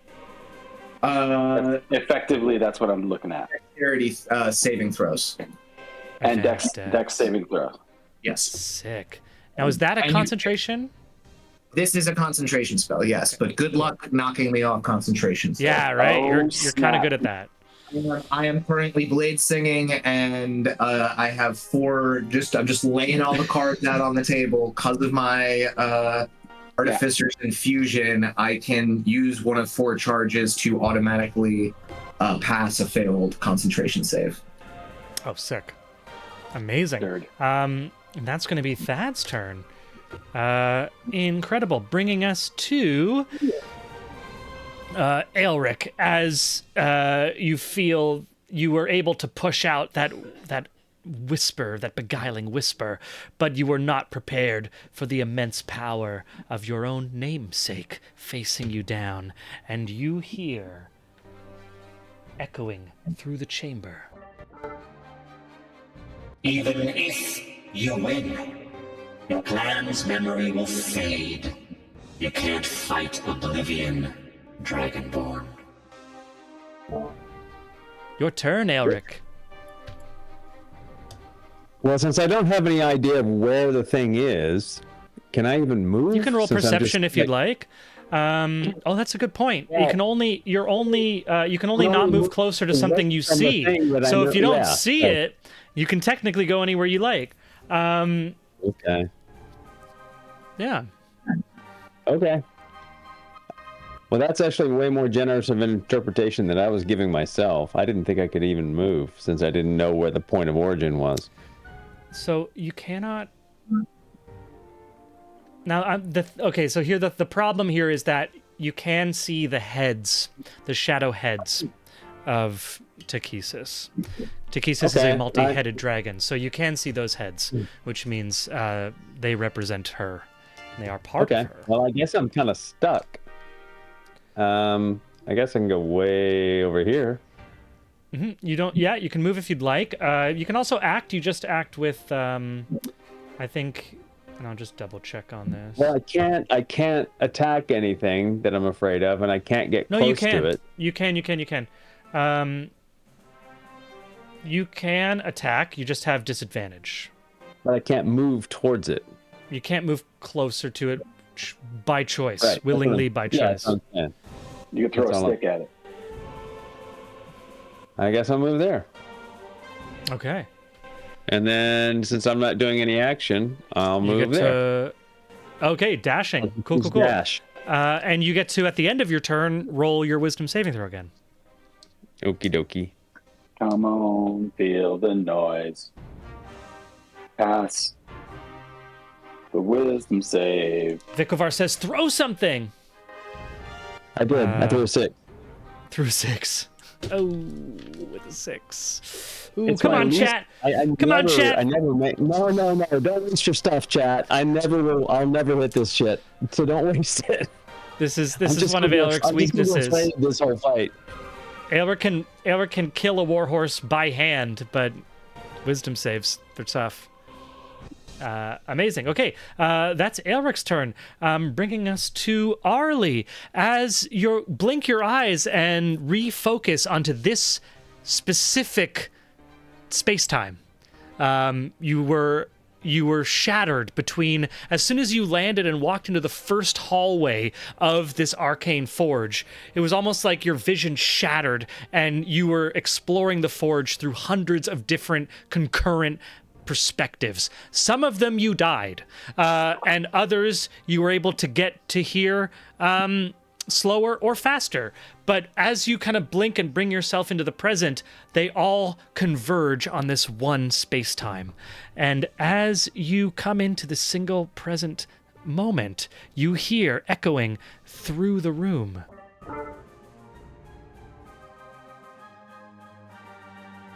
You could have stayed, you know. You could have been comfortable. But instead, you are here, waiting to die for a god who barely remembers you. Your turn, Arlie.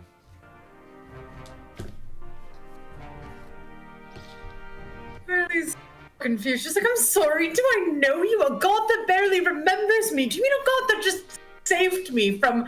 There were at least 17 times where I watched myself die in the last nanosecond. So, who is in my head? Everyone hears it. It's happening. Everyone hears it.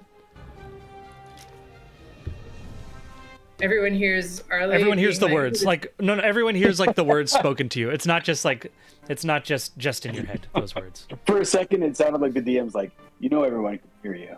Right? You know, everyone can hear that, right? You're freaking out, and everybody hears you, Arlie. That wasn't Well, she's not private. role-playing, I'm That wasn't private. I love it. Go for it. No. Sorry, I'm interrupting your epic roleplay, Claire. Sorry. No, I'm stalling. I don't know what to do. I don't know what's going on. I don't know. Arlie curls into a ball. I have no idea. What am I looking at? This is great graphics. I didn't know Fandry could be that pretty.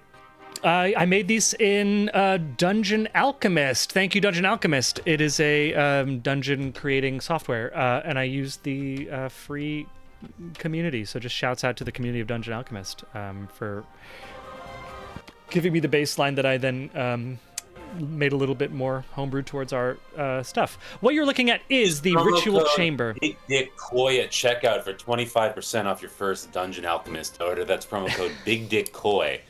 BDK, hashtag BDK, find me on Blue Sky. There, honestly, I don't think anyone knows what to do. We're all kind of making probing moves right now. Someone's just got to try something. Yeah, what I can say that Claire missed, because there was a brief discussion with the gnomes, is that each one of these crystals, these 5 crystals that surround the darkness, correspond to one of the colors of the rings you wear, because we're doing Captain Planet rules. And so, Arlie, you are wearing a ring that emanates a white light, which In initiative. In initiative? Sorry. We're in initiative order, which would mean that we're in combat, but we're not in combat. We are in combat because Groot is actively messing with y'all. Oh, well, that's what I mean. When I'm like, what do I do? I mean, like, is there a bad guy? Yeah. So fighting a pit? Yeah. So each one of these crystals is wrapped with a shadowy dragon head. All 5 of these dragon heads extend from the central black miasma. You would know as a cleric that Takesis the dragon is known for being a 5-headed dragon. Okay, but we don't know. So we have heads, but no body. So let me try to like give you the player's perspective here. We've walked into this room. We've been told that if we want to either activate or release the gods or contain the gods, we need to activate each one of these portal things. But when we come in, it's very dark. Niede's in the back doing some hocus pocus stuff in the back, and as we approach this thing, all we know is that Takesis is fucking with us. He's we don't really know what his intentions are or their intentions are. And so we're Bubo has moved closer to his color. God has moved closer to his color, but we don't really know what we're, supposed. It's kind of like we're taking a shot at thinking that we're supposed to get close to these things, but nobody's actually tried to fight this thing yet. So we don't even know if attacking a head does anything, or you know what I mean. Okay, so you feel free to be the first. So there's not a dragon in the room that I just can't see.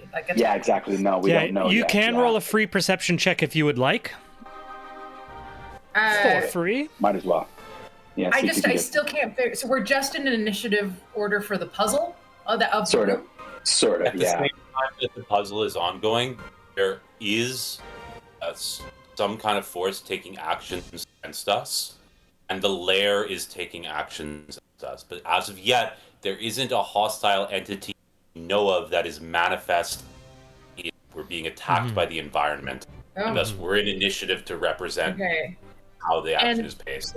And Legion looks totally different. Mark, you looks totally different. Or maybe Mark, you looked like that before. Mark, you looks like a jester. Yeah. So Legion said something and kind of exposed Legion as not actually being Mark Yu, but was hiding in disguise as Mark Yu. And Legion dropped her disguise, revealing herself as the minor god of joy, Lyra. The rave god. Why so sexy? And I have a dog named Rufus. And a dog Rufus who goes roar, roar, roar, roar, roar, roar. Okay. Great.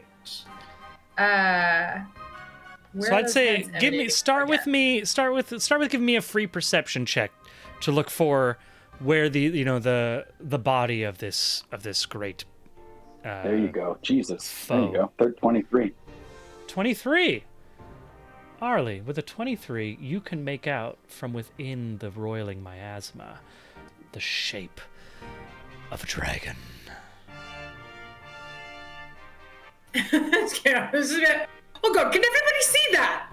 She's right there. Takisis is right there. She's pretending like she's yelling in our heads, but she's right goddamn there. Like, it's not even that tricksy. It's just... Ah! You think you're so clever, all covered in mist. It's not clever at all. Just literally right there. Fuck! Okay, Sibylline, why? Is this another... I'm about to die again. Please not, like... She's got terrible claws. No.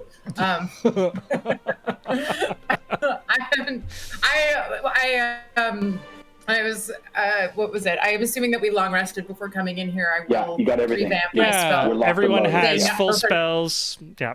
Yeah. So, that said, I don't know what I'm about to do. So my instinct is just to cast Bless. Like, I don't know. Like, yeah, so at the moment, Arlie, you're over here on the west end at the entrance as other people have moved away. So you're here where I'm pinging. I'm probably too far to actually even do. Okay. He's like only 40 feet away from you. Any sort of like regular 60-foot spell should be good enough. It's 30 feet. 30 feet, yeah. For Bless, right? Yeah. Cool. I'll just walk right up there. I don't know where to go. I don't know what to do, guys. Okay, and I have a color. My color is white. My color is the color of the dawn sky, the color of the sky, the color of light itself, the celestial color of knowledge, containing all other colors within it, sunlight, which is this one right, this crystal right here. So I am gonna actually walk over here. Where I don't know if you can see me measuring, but I'm gonna walk over there, and I am going to be like, Takisis, you're still in your eternity crystal, aren't you? You're not actually there in all of your grandeur. You're actually just in a tiny little gem. Really hoping that will let you out, aren't you? I'm totally really here. I'm scary and stuff. No, I think you're not really there. I think you're going to try to make us release you. I think that's... I think... Oh, so clever. You think you're so clever. No, I'm not. No, I'm not. No, I'm really bad. I know you are, but I'm I have moved. I don't know what to do. Cool. So you've moved yourself within 5 feet of this white crystal. You are within striking range of the shadowy dragon head that has curled itself around that crystal.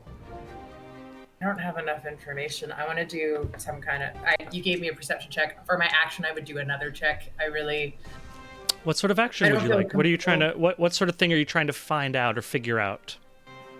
I'm too far to do Bless on everyone. I would have had to dash, and it's an action. Yeah, it's one action, so it's... You know what, Claire? Claire, but to be fair, Claire, because we had an opportunity before we entered the room, and I wanted everyone to have the opportunity to do something like cast Bless. We discussed it. No one was sure if that was what you wanted to do. If you wanted to have cast Bless on everyone before we walked in, although it hasn't affected, I'm not going to go back on the rolls that we've done for round one, but I will allow you to say that you did cast Bless. Almost like you reach into one of the alternate pasts that you were just in and kind of pull that into the present. You're like, no, but in that past, I cast Bless on everyone. Remember everyone? And as you say that, they're like, oh shit, yeah, no, I feel kind of blessed. Oh, wow. All right, so I just do a little bit of bending the space-time continuum. Exactly. I love it. A little bit of that. So spend whatever spell slot you would need. I think it's 3 targets for a level 1 or whatever it is, your first level, and then an additional target for each level above that. So you have, including you, there are 1, 2, 3, 4, 5, 6 of you. I'm going to say that you're not allowed to cast it on Rufus because Rufus was not yet in the material plane when you would have cast that bless spell. So yeah, Arlie's gonna cast it bless on Elric, Thad, and Harold. And I'm not gonna upcast. I'm just gonna keep it at level. I'm just gonna spend a level 1 spell slot, and she'll awkwardly turn to Bubo and be like, "Really sorry. It's not just because it's not like us. It's not because you weren't there. It's just that's all I've got. No, I'm not blessed. It's nothing personal. It's not." I swear it's nothing personal. I swear. So in that case, so you're gonna bless Aelric, Thad and Harold. Thad and Harold. Is there a bless token that I can use for all of this fanciness? Of all the gin joints in all the world, Foundry can't give me a bless token. Come on, Foundry. Dagnarnet. Well, I'm going to give you a cursed token, because that's the opposite, and at least then it resembles something. So Harold, Thad, and Aelric are all blessed. It says cursed. Don't worry about it. It's a bit confused. I'm looking for blessed here in the background. I just can't find it for some reason.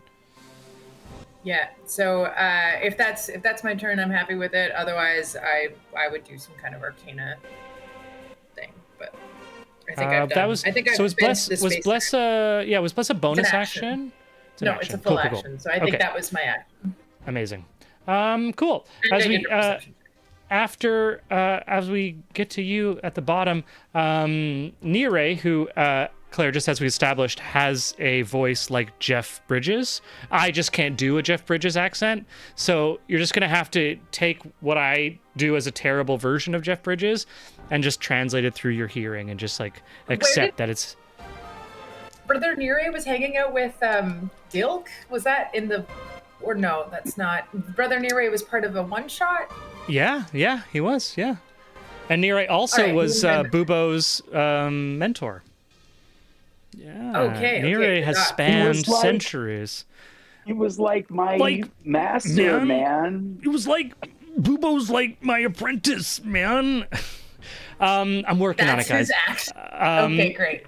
Yeah, he's an old man. Like, guys, you gotta activate the crystals, man. Like to get it going to release the gods. It ties the room together. Yeah. This multi-headed dragon just really ties the room together. Cool. Nice. I'll get it. Bringing us to the top of round 2, Harold. Harold, because we have a little thing that we're doing. What will you do when they're gone, Harold? When you fail them like you failed your family? Your turn, Harold. Harold has been threatened by a lot of people. I'm gonna say that coming off the strength of that nat 20, doesn't even hear it.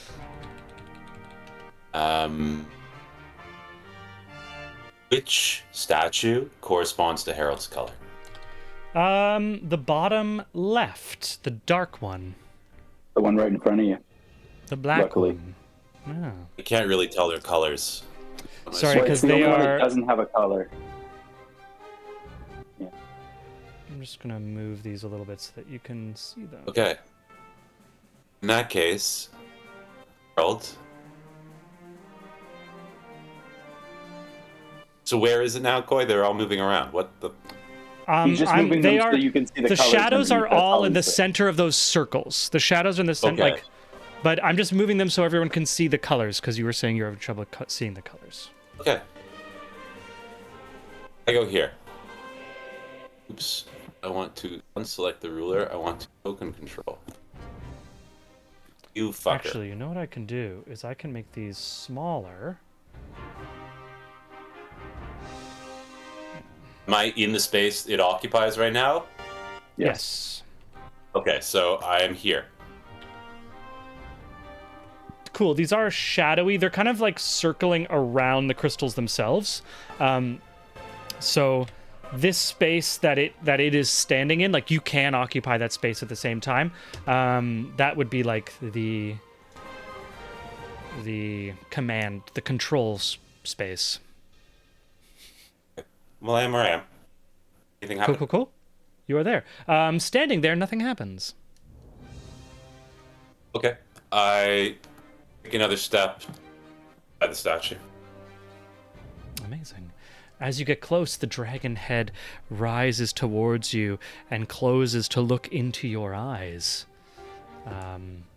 You see a black look into the dark, shadowy pits that are the eyes of this smoky dragon's head. Easily large enough to consume you within its maw. All right. I touch the statue with my ring. Incredible. As you touch the statue with your ring, you feel a power begin to stir from this crystal.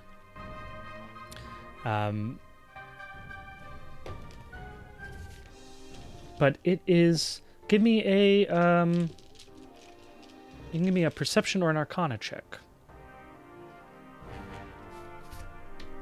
Am I blessed right now? You are. What does that mean? You get 1d4 to add to those. Blessed you. Well, that's not good.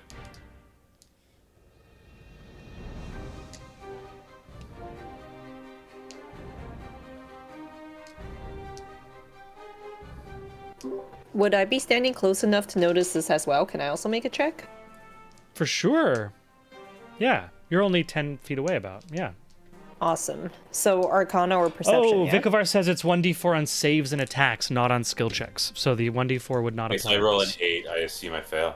So with an 8, there's like a stirring when you touch the ring to the crystal, but there doesn't seem to be nothing God's like spoken. significantly like, that's Advantage. what's going on. Oh, Kevin the Fight Guy gives a Herald advantage. Not too late. Thank you, Kevin. And also, Legion, you can give me a Perception or Arcana check as well, if you'd like. Yep, just Oh, roll there you 24 go. Arcana. 24 Arcana. Oh, I got a hell 20. Yeah. And a 20. 20. Incredible. With that 24... Thanks, Kevin. Boom! Thor. If you watched on Wednesday, Thor made an appearance. Craziness. Both of you realized basically at the same time, whatever reaction that would occur, there is not enough juice in the system. Harold turns to, with what remains of his turn, Harold turns to Rick, who's carrying the Far Talker, right? Everyone has a StarQuest communicator badge. Oh, great. Okay. Did they get that in the Cracker Jack box? Yeah, we established that during like a couple episodes ago. It all works exactly like Starfield. StarQuest. One last thing. Yeah. There are 5. Maybe the group can think this. There are 5 statues. For 6, instruction to reverse the polarity would be very clear. But 5 is an odd number, and therefore each does not have an opposite point. So, how is it that we activate this in the reverse order? I don't understand. Anyone have any thoughts? Yeah, so you can do it like lug nuts on a car. Because you go opposite and you make a pentagram. But there's 5 points, right? So it's not like... Yeah, but that's how you do. That's how you do lug Oh. nuts on a car. You go this way, then this way, then this way, then that way. Like opposite from you, it would be either the red or the green, and then opposite from Yeah, me, that's it what would I'm be saying. either Is the either the red or the green. I don't know Oh, I which. Gotcha. Sure. All right. Fair enough. Right, Harry Michael- got his badge anyway. Harold, I will give you because you're pulling on what information you got from from the gnome, right? When they were describing. Yeah. Okay. Okay. Currently, there's no with your 20 and 24 perception checks that Legion and you just did. There isn't any power in the system. I appreciate that. So you can't. So I can't say much more. Okay, I'm going to. Beep, beep.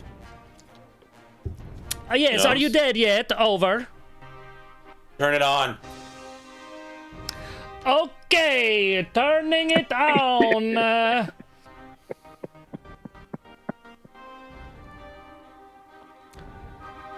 And you hear a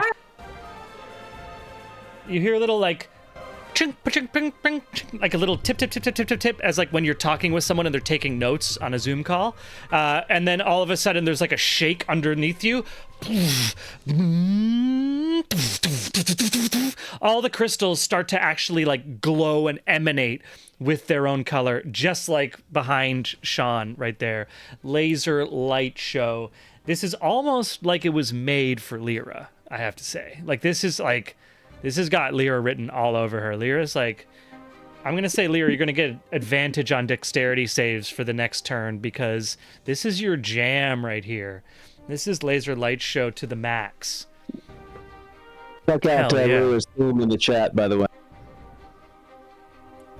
What was that? Sorry? I missed that. I put Lyra's theme in the chat about 25 minutes ago. Oh, hell yeah. Oh, nice. Yeah, we got Lyra has her own theme song now. Maybe you can throw it in before next episode. Not to the public chat. Maybe if you subscribe, you'll see it in the Discord channel. Oh shit, paywalled. All right. What's up next? What's going on? It's still Harold's turn. Yeah, so I said to turn it on. What happens? All the crystals start to light up. You feel like this like surge of energy, like when a massive generator comes on. The crystals start to actually glow more than they were, where they were just in a kind of stasis mode. They all start to glow with actually quite a bright light emanating from without. With yours, it's different because this is a black crystal, so it seems to like suck energy to an extent. The light that it emanates creates like a black and white, kind of a monochromatic hue that you would recognize as almost like a dark vision, but you don't have dark vision. So you're still able to see, but the light, the color kind of drains from the radius that is emitting the light. All of the crystals glow, including the ones along the wall, as power fills the room through arcane channels under the floor and behind the walls. I'm still touching the. Yes, you feel the ring tugging at your finger.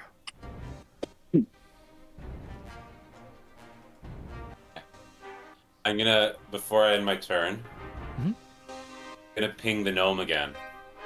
Okay. Is it on? Is it that good? Is the power on? Over. What's the right order, gnome? The order. Come again, ancora. Over.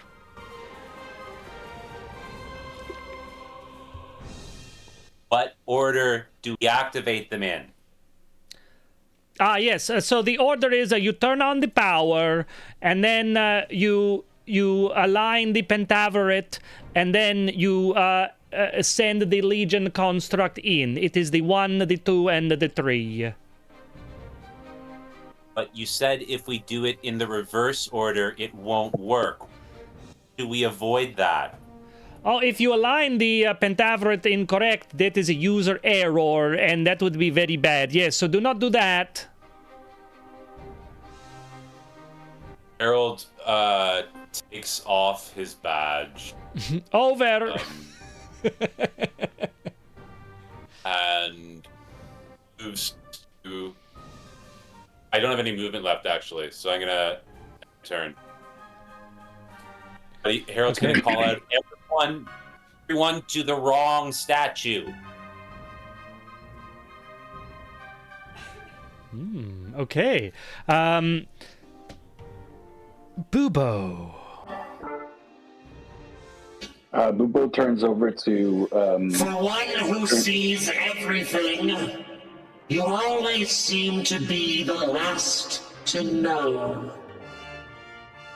Your turn, Bubo. Bubo just says to he says, "Oh, be quiet, you old worm. We're trying to free you, you stupid." And then he turns to Nire. Yeah, right. So what?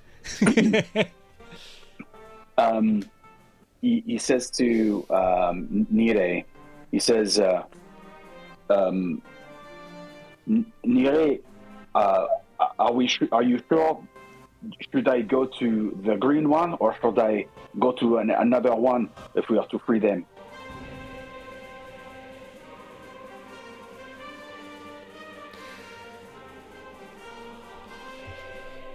Oh, jeebus. I'm still working on this voice, guys. You have to align the rings, man. Okay, that's weird. Like the rings correspond to a color, man, and like this is I'm doing a lot of fourth dimensional containment here. So like I thought you'd be able to figure it out. Okay. So Bubo is not really super privy to the conversation with the gnome there. All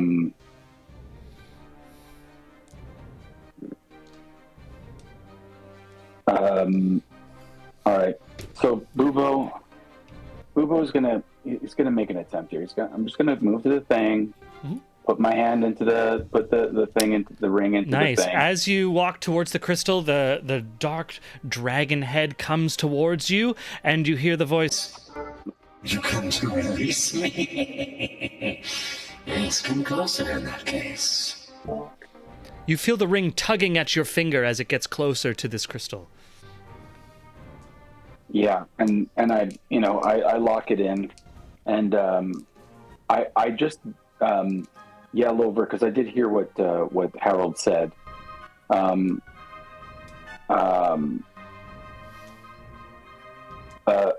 think Bubo's just going to yell over to Harold. He says, "Harold, I think that Nire will be the one to configure the polarity in the right direction. We need to stay in our color and activate what we are doing." I think that. So you see, as you're yelling at Harold, Nire looks over his shoulder. He's like in the midst of containing this four multiple dimensional tesseract. And he's like, "Bubo, like take the ring off, man. You want to keep your hand?" Okay.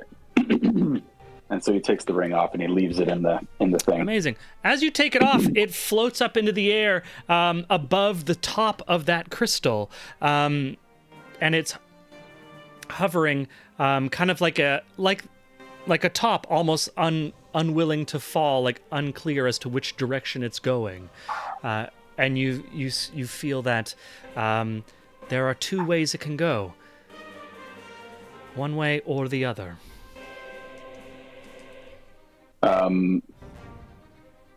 Okay. Do I have any sort of insight here, or can I still reach the ring? No. You want to release me? It's simple, Bubo. Just like this. And you see the shadow dragon head kind of reach out, open its maw around the ring, and twists its head to one side. Okay. So it's kind of giving me an orientation. Mm-hmm. Okay, so I'm gonna go ahead and use that orientation. Look, this thing is seething with evil. I hate him, but at the same time, for the time being, our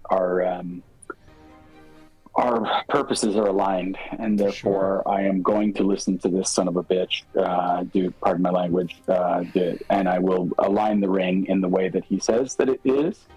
Hell yeah. Once the ring is aligned, anything happen? You turn the ring, and it stops its wobble and starts. It almost looks like it's stationary, but then you realize it's spinning in place perfectly, and a fiery green light shoots through the center of it into the ceiling. Okay. So Bubo uses his dash. Yes. What? Yeah. Okay. All right. C'est beau, je comprends, you crazy bastard. And then Bubo will, now that the ring is securely somewhere else, Bubo will use his dash action to go over here, and he will, just in case, I get an extra action every turn. Yeah. So I am going to just ready an action just in case Groupta wants to do any sort of hurting of any of my friends. Okay. I am going to ready an action to interrupt anything that he would do. You like whether it attack succeeds if or grouped not- attack, so you would like attack back basically. Yeah, exactly. Whether it actually interrupts is whatever, but that's what I'm hoping to do. Yeah. Cool. Okay, with the intention to like interrupt an attack or a Yeah, hostile yeah. action. Sure. Amazing.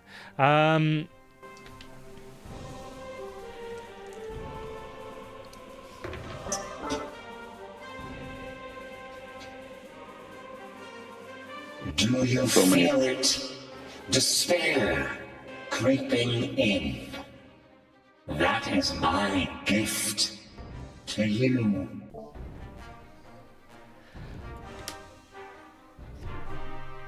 As the lair action, I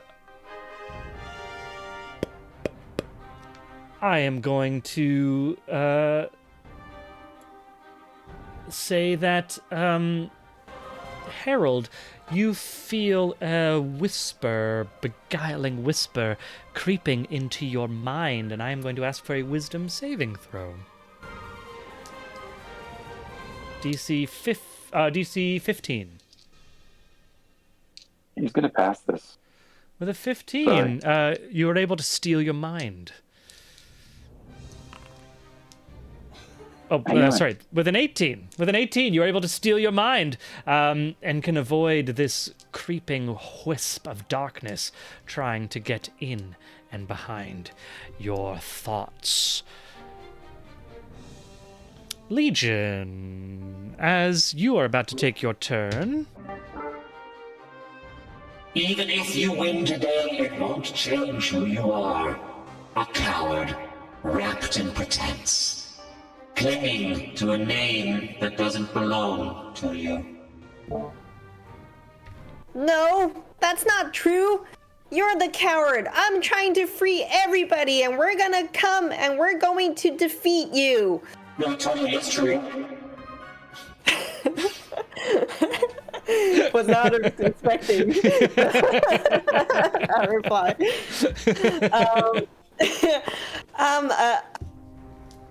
I guess I can't really go towards the image in the center because I'm frightened, right? Like I wouldn't walk towards it. That's Okay. true, unless you're somehow able to free yourself of that condition. Yeah, I cannot. So I think I'm going to stand still and I'm going to ready, assuming the following actions might free up something, I'm going to ready Phantasmal Killer at the first thing that's going to attack us. Okay, cool. At the end of your turn, you've readied Phantasmal Killer at anything that attacks anyone in the group. You can roll your wisdom save again, at the end of your turn, and then you can also say what Rufus does. Great. Okay, I'll roll the save first. Yeah.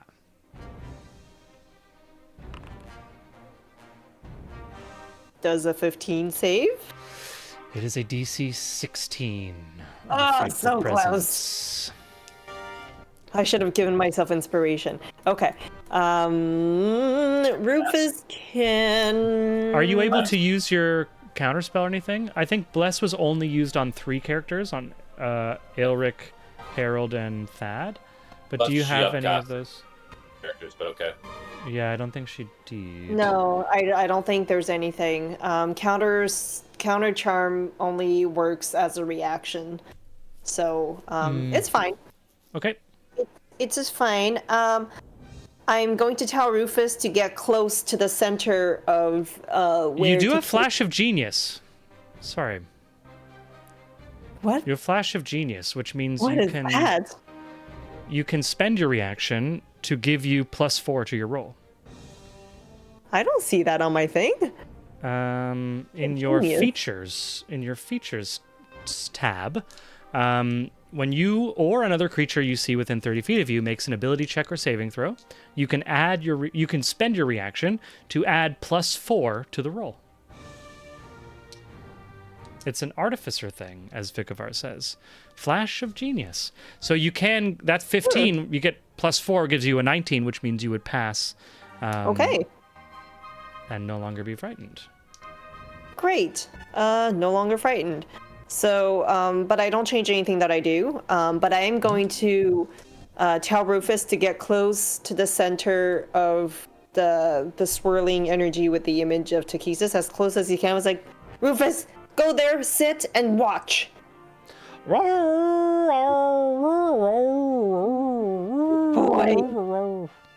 What a good boy, Rufus. Have you ever seen dogs biting at snow? And they're like, oh. Yeah. Rufus is doing that to the black, feathery smoke tendrils that come out from the center. Comes out, and Rufus is like, oh. Amazing. I would expect nothing less. I think that's it for me. Yeah. That's going to be your turn.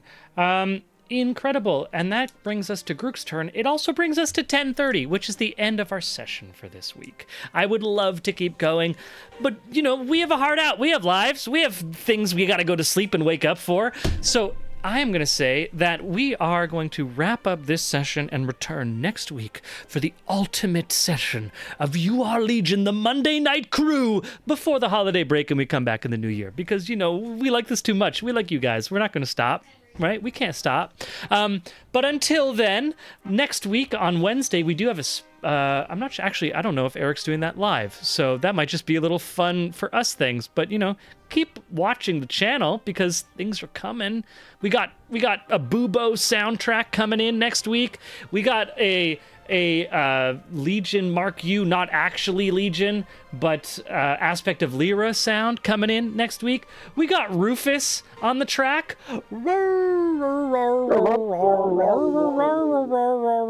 What's happened to Squeak Noir? Where's the dragon known as Le Chat Rouge? What's going on with Omega Squadron? There's so many questions that need to be resolved, and we will get to them next week. Until then, keep rolling them dice. Thank you so much for joining us, and we will see you next week on You Are Legion. Say bye, friends. Bye, friends. In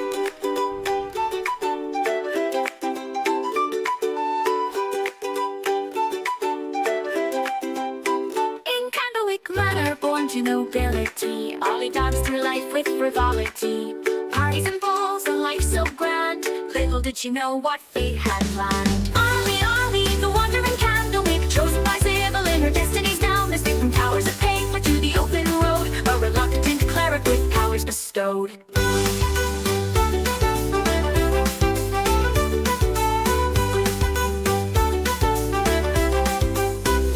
Plucked from luxury, thrust into robes, surrounded by tomes and dusty old globes. But Ollie's mind, sharp as a tack, mastered the legalese others did lack. Contracts and bylaws, she knew them all. Her litigious prowess made bureaucrats fall. In mazes of paperwork, she'd find a way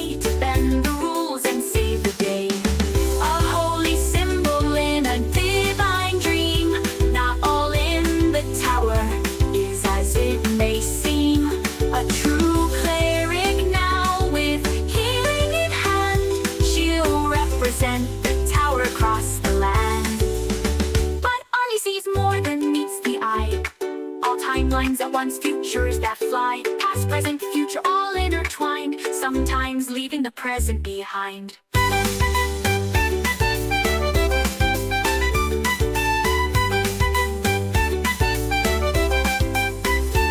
Ali sees more than meets the eye.